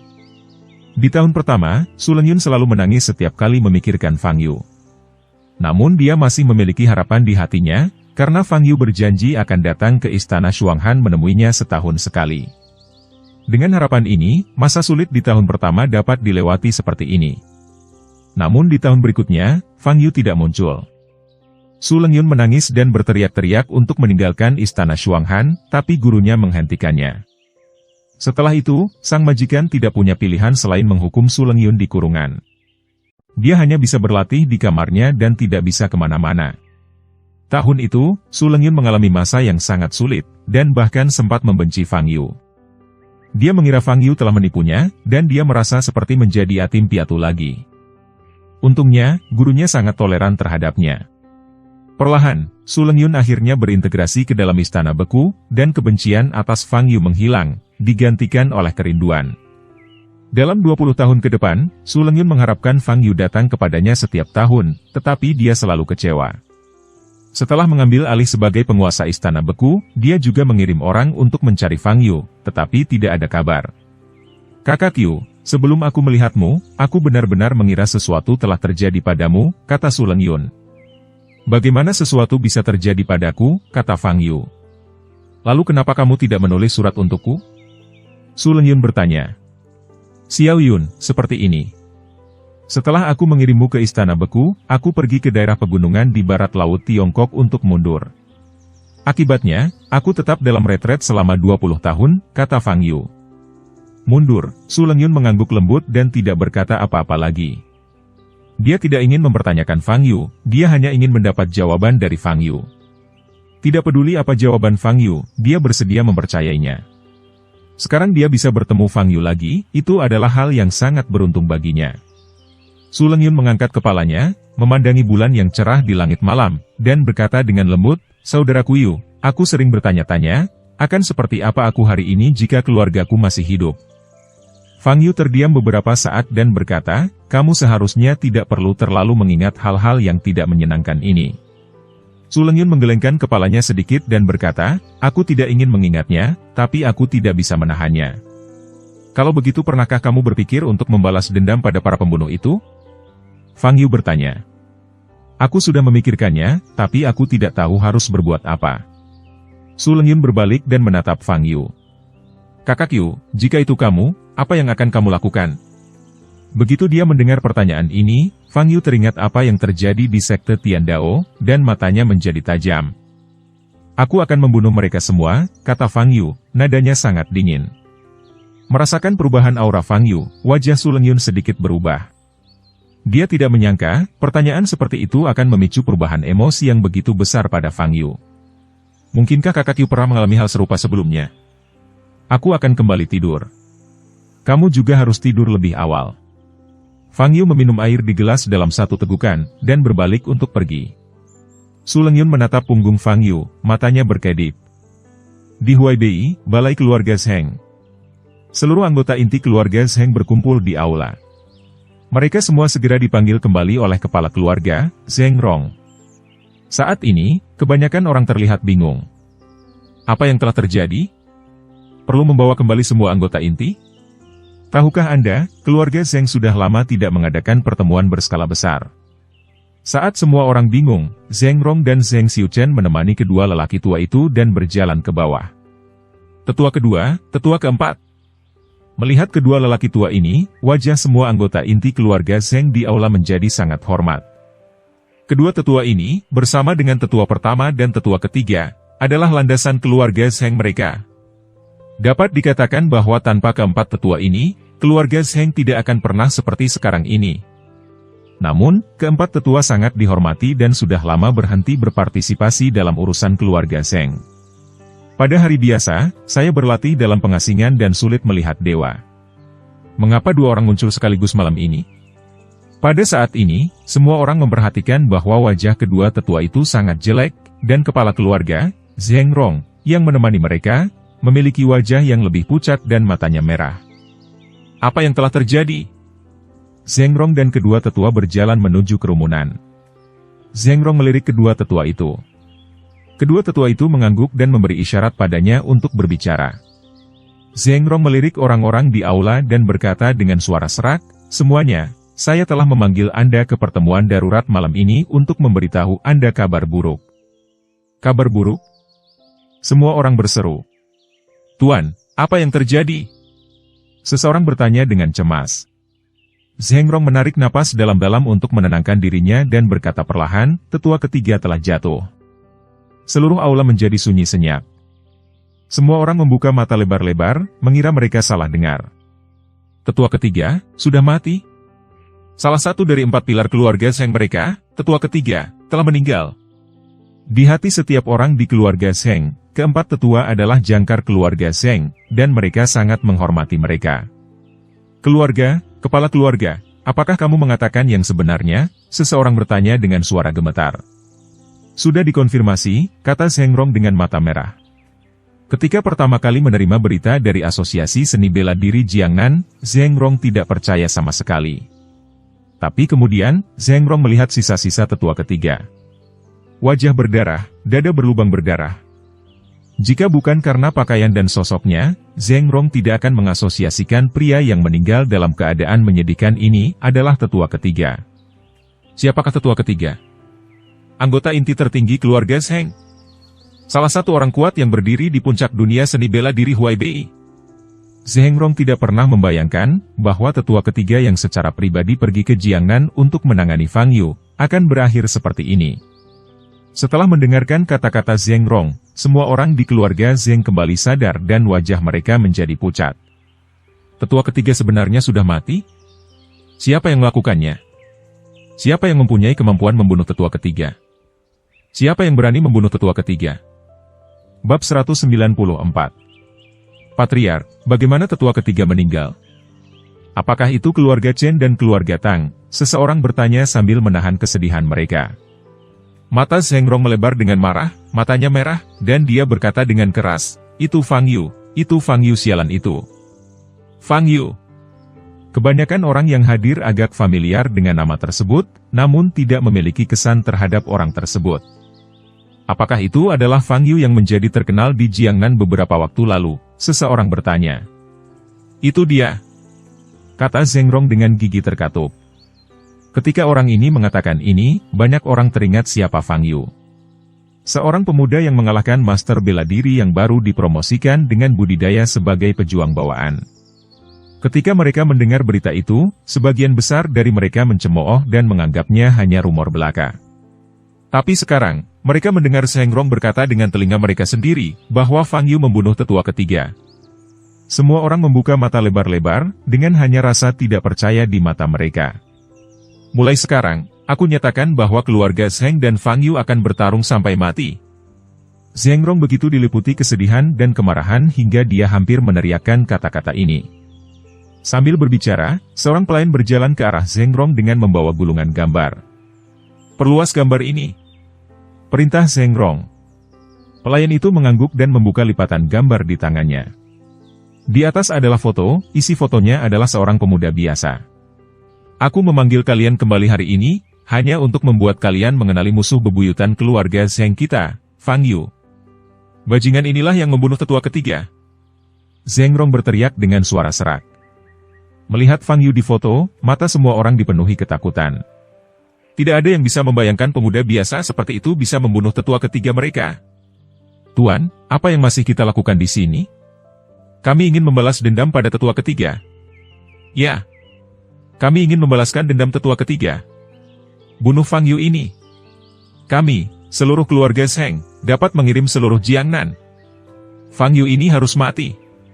Semua orang kembali sadar, mata mereka merah dan emosi mereka memanas. Pada saat ini, tetua kedua, yang selama ini diam, berbicara, diam. Ketika tetua kedua membuka mulutnya, semua orang segera menutup mulutnya. Kita pasti akan membalaskan dendam saudara ketiga kita, tapi kita tidak boleh bertindak gegabah. Ada banyak misteri tentang Fang Yu, dan diperlukan penyelidikan mendalam. Aku tahu kekuatan saudara ketiga dengan sangat baik, belum lagi dia masih memegang menara penekan iblis. Jika Fang Yu mengalahkannya sendirian, aku tidak akan pernah mempercayainya. Mata tetua kedua gelap dan dia terdiam. Setelah jeda, dia berkata, saya pikir pasti ada ahli di belakang orang ini yang bisa membantunya. Setelah mendengar apa yang dikatakan tetua kedua, ekspresi semua orang berubah. Tetua ketiga memegang menara penekan iblis, tapi dia masih terbunuh? Seberapa kuat lawannya? Tidak mungkin bagi Fang Yu, seorang pejuang muda bawaan, untuk mencapai level ini. Ini sepenuhnya melanggar hukum seni bela diri. Pasti ada ahli yang membantunya di belakangnya. Tetapi ahlinya bersembunyi sangat dalam, dan saat ini tidak ada petunjuk. Kita tidak boleh bertindak gegabah sampai kita mengetahui identitas ahli ini, kata tetua kedua. Tetua kedua dan tetua keempat memiliki kekuatan yang setara dengan tetua ketiga. Tetua ketiga yang memegang menara penekan iblis terbunuh, yang menunjukkan bahwa kekuatan lawan pasti jauh lebih unggul dari tetua ketiga. Oleh karena itu, mereka tidak boleh bertindak gegabah lagi, jika tidak mereka akan mengalami nasib yang sama seperti tetua ketiga. Tetapi, jika identitas tuan di belakang Fang Yu belum terungkap, bukankah kita tidak bisa membalaskan dendam tetua ketiga? Seseorang berkata dengan wajah jelek. Tetua Agung saat ini sedang mundur, mencoba menerobos ke alam suci. Ketika Tetua Agung berhasil menerobos ke alam suci, tidak masalah siapa yang berdiri di belakang Fang Yu. Ketika saatnya tiba, kita akan menghapus segala sesuatu yang berhubungan dengan Fang Yu dan tidak membiarkan siapapun pergi. Berdiri di samping tetua kedua, Zheng Xiuchen, yang belum pernah berbicara sebelumnya, berkata dengan kebencian di matanya. Itu adalah akhir pekan lagi, dan Fang Yu datang ke tempat latihan wilayah militer Jiangnan. Selain menjaga kebugaran fisik dan latihan tempur sehari-hari, 10 anggota tim Sun Long juga harus berlatih selama 2 jam setiap hari, untuk melatih keterampilan fisik yang diajarkan oleh Fang Yu. Setelah keraguan dan keluhan awal, kelompok anggota tim ini secara bertahap menemukan keefektifan teknik fisik ini. Setelah 3 hari berturut-turut berlatih, rasa lelah mereka semakin berkurang, dan kebugaran fisik serta kekuatan mereka semakin lama semakin kuat. Serangkaian keterampilan fisik ini sepertinya mengaktifkan tubuh mereka, dan membuat mereka merasa lebih rileks. Banyak anggota tim memandang Fang Yu dengan perubahan di mata mereka. Mereka awalnya mengira Fang Yu hanya menggoda mereka, tetapi mereka tidak menyangka bahwa rangkaian keterampilan fisik ini memiliki efek ajaib. Kapten Fang, daftar peserta tim Sun Long telah diserahkan. Senin depan, kita bisa berangkat ke wilayah tengah, kata Xia Xiaoying, berdiri di samping Fang Yu. Di wilayah tengah mana kompetisi ini berlangsung? Fang Yu bertanya. Teras Longwei, jawab Xia Xiaoying. Oh, mulai Senin depan. Kapan kompetisinya dimulai? Fang Yu bertanya lagi. Ini secara resmi dimulai pada hari Selasa, Xia Xiaoying sedikit mengernyit dan menjawab. Dia benar-benar tidak menyukai perilaku Fang Yu yang tidak bisa diandalkan. Oh. Fang Yu mengangguk, melihat sekeliling dan bertanya, kamu seharusnya punya tempat makan di sini, kan? Aku sedikit lapar. Xia Xiaoying menarik napas dalam-dalam dan berkata, tentu saja. Wilayah militer memiliki kantin. Tolong tunjukkan padaku jalannya, tempatmu terlalu besar, kata Fang Yu. Apakah Fang Yu menganggapnya sebagai asisten? Dia adalah pemimpin tim intelijen dan mengendalikan seluruh sumber daya intelijen Tiongkok. Statusnya hampir sama dengan seorang laksamana. Siapa yang tidak hormat saat melihatnya? Namun memikirkan penjelasan Xia Heguang, Xia Xiaoying masih menahan ketidakpuasannya dan tidak marah. Ikuti aku, kata Xia Xiaoying dingin, berbalik dan pergi. Fang Yu tidak peduli dengan sikap Xia Xiaoying dan mengikutinya perlahan keluar dari tempat latihan. Huang Xiaolong, yang sedang melatih keterampilan fisik, melihat kedua orang itu pergi dengan mata muram. Makanan di kafetariamu enak sekali, variasinya banyak dan rasanya enak, puji Fang Yu di kafetaria sambil makan dengan gembira. Wajah cantik Xia Xiaoying dingin dan dia tidak mengatakan apa-apa. Tegasnya, dia bukan anggota wilayah militer manapun. Tim intelijen adalah organisasi independen. Tidak Alasan mengapa dia datang ke wilayah militer Jiangnan untuk membantu Fang Yu, hanya karena permintaan Xia Heguang. Melihat Fang Yu perlahan menghabiskan makanan di piring, Xia Xiaoying berkata, suatu hal yang sangat aneh terjadi di Hotel Bintang Laut kemarin. Dikatakan bahwa para prajurit bertempur di atas hotel, dan kemudian jatuh dari langit, menyebabkan ledakan besar. Sensasinya. Apa yang ingin kamu tanyakan? Fang Yu mengangkat kepalanya dan bertanya. Saya menerima informasi, bahwa Anda adalah salah satu pihak yang terlibat. Xia Xiaoying menatap Fang Yu dan berkata. Jadi? Fang Yu bertanya. Anda menyebabkan keributan besar, dan bahkan melukai tamu yang tidak bersalah. Jika hal semacam ini diperhatikan oleh organisasi itu, Anda harus membayar harganya, kata Xia Xiaoying dingin. Organisasi apa? Fang Yu bertanya. Xia Xiaoying ragu-ragu sejenak, tidak menjawab pertanyaan itu, dan berkata, jika kamu tidak bersikap rendah hati, cepat atau lambat mereka akan menemukanmu. Bahkan tidak bisa menyebutkan namanya. Organisasi apa yang begitu misterius? Fang Yu mengangkat alisnya dan bertanya dengan heran. Tidak perlu mengatakannya. Ketika Anda benar-benar menarik perhatian mereka, mereka secara alami akan mencari Anda, dan Anda akan mengetahuinya nanti, kata Xia Xiaoying ringan. Setelah makan, Fang Yu datang ke halaman dan duduk bersama Xia Heguang sambil minum teh. Kapten Fang, bagaimana status pelatihan anggota tim? Apakah Anda puas?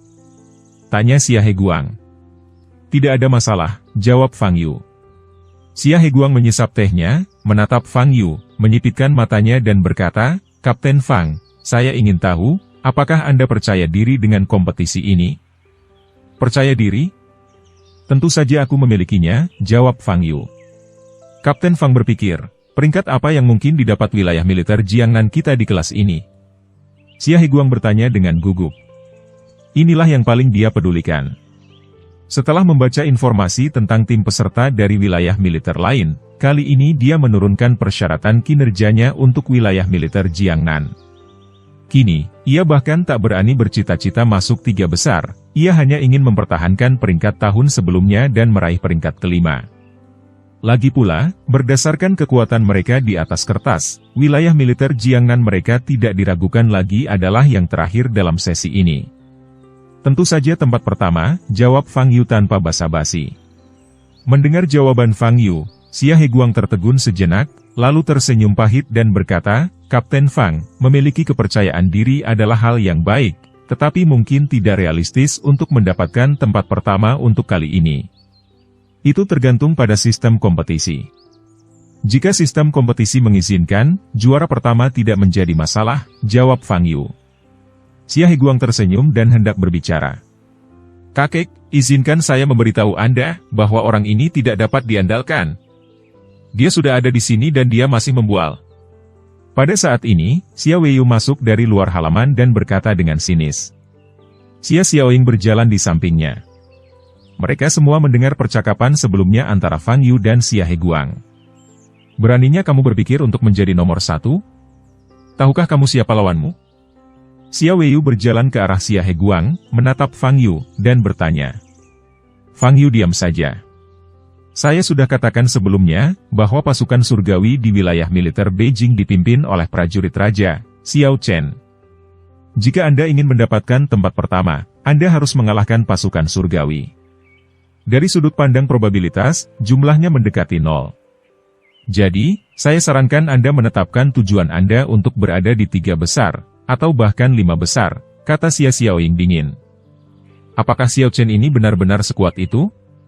Fang Yu mengangkat alisnya sedikit dan berkata. Melihat keraguan di wajah Fang Yu, Xia Xiaoying sedikit marah. Apakah Fang Yu ini benar-benar menganggap dirinya tak terkalahkan? Baiklah, kalau begitu aku akan menunjukkan kepadamu apa artinya menjadi raja prajurit. Xia Xiaoying mengeluarkan ponselnya dari sakunya dan memutar video. Ini adalah gambar Xiao Chen ketika dia sedang menjalankan misi penting di Afrika.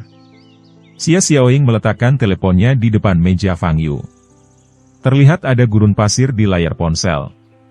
Sesosok berdiri di tengah layar, di depannya ada sejumlah tank militer, dan di langit ada beberapa helikopter bersenjata.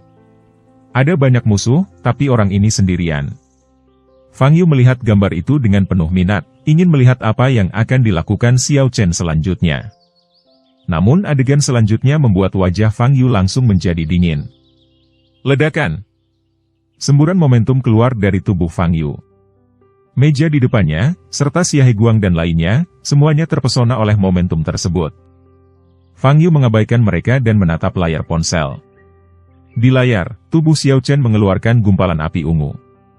Api ungu ini meledak ke arah tank di depan mereka dan juga helikopter bersenjata yang ada di langit, langsung menelan mereka. Hanya dalam beberapa detik, tank dan helikopter bersenjata tersebut terbakar habis, hanya menyisakan cangkang hitam. Istana Api Ungu. Xiao Chen ini, ada hubungannya dengan Istana Xian Xialan itu? Bab 195. Tubuh Fang Yu memancarkan aura dingin dan kekerasan, yang membuat Xia Heguang dan orang lain yang jatuh ke tanah mengubah ekspresi mereka. Apa yang telah terjadi? Komandan. Para penjaga di luar halaman mendengar suara itu dan bergegas ke halaman dengan gugup. Melihat Fang Yu dengan wajah dingin dan mata pembunuh, ekspresi beberapa penjaga berubah dan mereka mengangkat senapan bersama-sama. Ditujukan pada Fang Yu. Apa yang kamu lakukan? Letakkan senjatanya. Xia Heguang sadar dan berteriak keras. Perintah dari atasan mereka tidak boleh dilanggar, dan para penjaga segera meletakkan senapan mereka. Kalian keluar dulu, ini, aku baik-baik saja. Xia Heguang melambaikan tangannya dan berkata. Komandan. Ekspresi beberapa penjaga sedikit berubah, karena Xia Heguang masih duduk di tanah saat ini, dan Fang Yu penuh dengan niat membunuh. Situasinya tampak kurang tepat pada pandangan pertama. Tugas mereka adalah melindungi keselamatan pribadi Xia Heguang, beraninya mereka pergi saat ini. Xia Xiaoying di samping membantu Xia Heguang berdiri, dan kemudian menatap Fang Yu yang galak, matanya yang indah penuh amarah. Kapten Fang, apa maksudmu? Fang Yu masih menatap Xiao Chen di layar ponsel. Saat ini, Xiao Chen telah membersihkan semua tank dan helikopter bersenjata di depannya. Video ini sudah berakhir. Fang Yu yakin 100% bahwa teknik yang digunakan oleh Xiao Chen adalah teknik rahasia Istana Xian. Aku ingin mengetahui semua informasi tentang Xiao Chen ini. Fang Yu mengangkat kepalanya, menatap Xia Xiaoying, dan berkata dengan dingin. Mata Fang Yu memerah. Ketika dia bertemu matanya, Xia Xiaoying tiba-tiba merasakan jantungnya bergetar. Fang Yu, beraninya kamu menyakiti kakek dan kami. Ini adalah wilayah militer Jiangnan. Xia Weiyu bangkit dari tanah, wajahnya menjadi pucat karena marah, dan dia berkata. Setelah mengatakan itu, dia melihat ke arah sekelompok penjaga yang tertegun dan berkata dengan marah, mengapa kamu tidak segera menangkap orang ini? Ekspresi para penjaga berubah dan mereka memandang Xia Heguang. Menurut aturan, mereka memang harus menangkap Fang Yu. Tapi mereka tetap harus mengikuti instruksi Xia Heguang. Kalian keluar, kata Xia Heguang lagi. Dimengerti komandan. Xia Heguang telah berbicara untuk kedua kalinya. Tentu saja, para penjaga ini tidak berani tinggal lebih lama lagi, jika tidak mereka akan melanggar perintah atasan mereka. Kakek, kenapa kamu membiarkan mereka pergi? Fang Yu sudah seperti ini, kenapa kamu tidak menangkapnya? Xia Weiyu mengertakkan gigi karena marah. Xia Heguang mengabaikan Xia Weiyu dan memandang Fang Yu dengan ekspresi serius. Dia telah melakukan kontak dengan Fang Yu berkali-kali, dan Fang Yu selalu terlihat malas. Ini adalah pertama kalinya dia melihat fluktuasi emosional yang kuat pada Fang Yu. Kapten Fang, bisakah Anda memberitahu kami mengapa Anda begitu bersemangat? Xia Heguang bertanya. Fang Yu melirik Xia Heguang dan memperhatikan kekacauan di halaman. Pada saat ini, dia menyadari bahwa dia terlalu bersemangat sekarang. Fang Yu tidak menjawab pertanyaan Xia Heguang, tetapi memandang Xia Xiaoying dan berkata lagi, saya memerlukan semua informasi tentang Xiao Chen. Xia Xiaoying menarik napas dalam-dalam dan berkata, saya dapat memberi Anda informasinya, tetapi Anda harus memberitahu saya mengapa Anda begitu bersemangat. Fang Yu menyipitkan matanya sedikit dan berkata, tidak ada alasan. Menurutku dia agak mirip dengan seseorang yang kukenal sebelumnya. Siapa? Tanya Xia Xiaoying. Musuh, jawab Fang Yu dengan nada dingin. Mendengar jawaban ini, ekspresi Xia Heguang dan Xia Xiaoying sedikit berubah. Fang Yu dan Xiao Chen sebenarnya musuh? Dilihat dari pengalaman hidup mereka, seharusnya tidak ada persinggungan antara kedua orang ini. kemungkinan besar Anda salah orang. Xiao Chen lahir di keluarga dengan latar belakang militer yang kuat, yaitu keluarga Xiao. Ia dibesarkan di ketenteraan sejak ia masih kecil. Ketika ia besar nanti, ia dikirim ke luar negeri untuk tujuan pelatihan khusus. Dia tidak dikirim kembali sampai dia berusia 15 tahun, kata Xia Xiaoying. Saya sudah menjawab pertanyaan Anda. Tolong beri saya informasinya. Fang Yu menyela Xia Xiaoying. Xia Xiaoying memandang Xia Heguang dan menanyakan pendapatnya. Xia Heguang mengangguk. Tunggu aku sebentar, Xia Xiaoying masuk ke dalam rumah. Beberapa menit kemudian, Xia Xiaoying keluar dengan membawa laptop. Dia membuka dokumen dan menyerahkannya kepada Fang Yu. Fang Yu mengambil laptop itu dan memicingkannya. Isi dokumennya adalah tentang resume Xiao Chen, informasinya cukup detail, hingga waktu lahirnya. Sebelum usia 8 tahun, dia berperilaku seperti anak biasa. Setelah usia 8 tahun, dia mulai menunjukkan bakatnya dalam seni bela diri. Ayahnya, Xiao Zheng, segera mengirimnya ke Akademi Militer Khusus. Melihat paragraf ini, mata Fang Yu sedikit berubah. Dia adalah seorang anak biasa sebelum dia berumur 8 tahun, tapi mulai menunjukkan bakatnya dalam seni bela diri setelah dia berumur 8 tahun. Ini jelas tidak normal. Menurut pengalaman hidup Fang Yu selama hampir 5.000 tahun, bakat kultivasi seseorang harus ditentukan sejak lahir. Mengenai pencerahan yang diperoleh yang dicatat dalam banyak buku kuno, sang protagonis pasti mengalami semacam petualangan yang membawanya ke sana. Xiao Chen ini jelas sama. Tidak mungkin dia tiba-tiba menjadi jenius dari anak biasa. Sesuatu pasti telah terjadi ketika dia berumur 8 tahun. Fang Yu mengangkat kepalanya, memandang Xia Xiaoying, dan bertanya, saya ingin tahu, apa yang terjadi ketika Xiao Chen berusia 8 tahun? Xia Xiaoying menjadi semakin tidak puas dengan sikap Fang Yu dan menjawab dengan dingin, semua informasi tentang Xiao Chen ada di file komputer. Apa yang tidak ada di file tidak diketahui. Fang Yu menutup buku catatannya, memandang Xia Xiaoying, dan bertanya, apakah Xiao Chen yakin akan datang ke kompetisi militer ini? Tentu saja, jawab Xia Xiaoying. Jadi bagaimana jika dia datang untuk berpartisipasi? Apakah kamu masih ingin mengalahkannya? Berhentilah bermimpi. Xiao Chen adalah orang nomor 1 di peringkat militer dan raja tentara kontemporer. Dia sama sekali tidak berada pada level yang sama denganmu, jadi jangan memikirkan dirimu sendiri. Wajahmu sangat keemasan. Xia Weiyu di samping memutar matanya dan berkata dengan jijik. Kamu, segera kembali ke rumah. Xia Heguang memelototi Xia Weiyu dan memarahi dengan suara rendah. Xia Weiyu menatap Fang Yu dengan marah, mendengus dingin, dan berbalik untuk kembali ke rumah. Kapten Fang, setelah membaca informasi ini, apakah kamu yakin Xiao Chen adalah musuhmu? Xia Heguang bertanya dengan suara yang dalam dengan ekspresi serius. Fang Yu tahu bahwa jika dia menjawab ya, itu pasti akan menimbulkan keraguan dan pertanyaan dari Xia Heguang dan yang lainnya. Hal itu akan menyebabkan masalah terus-menerus. Selain itu, tidak perlu memberitahu siapapun tentang Istana Api Ungu. Selama Fang Yu mengetahuinya, tidak masalah. Jadi, Fang Yu menggelengkan kepalanya dan berkata, tidak, saya mengenali orang yang salah.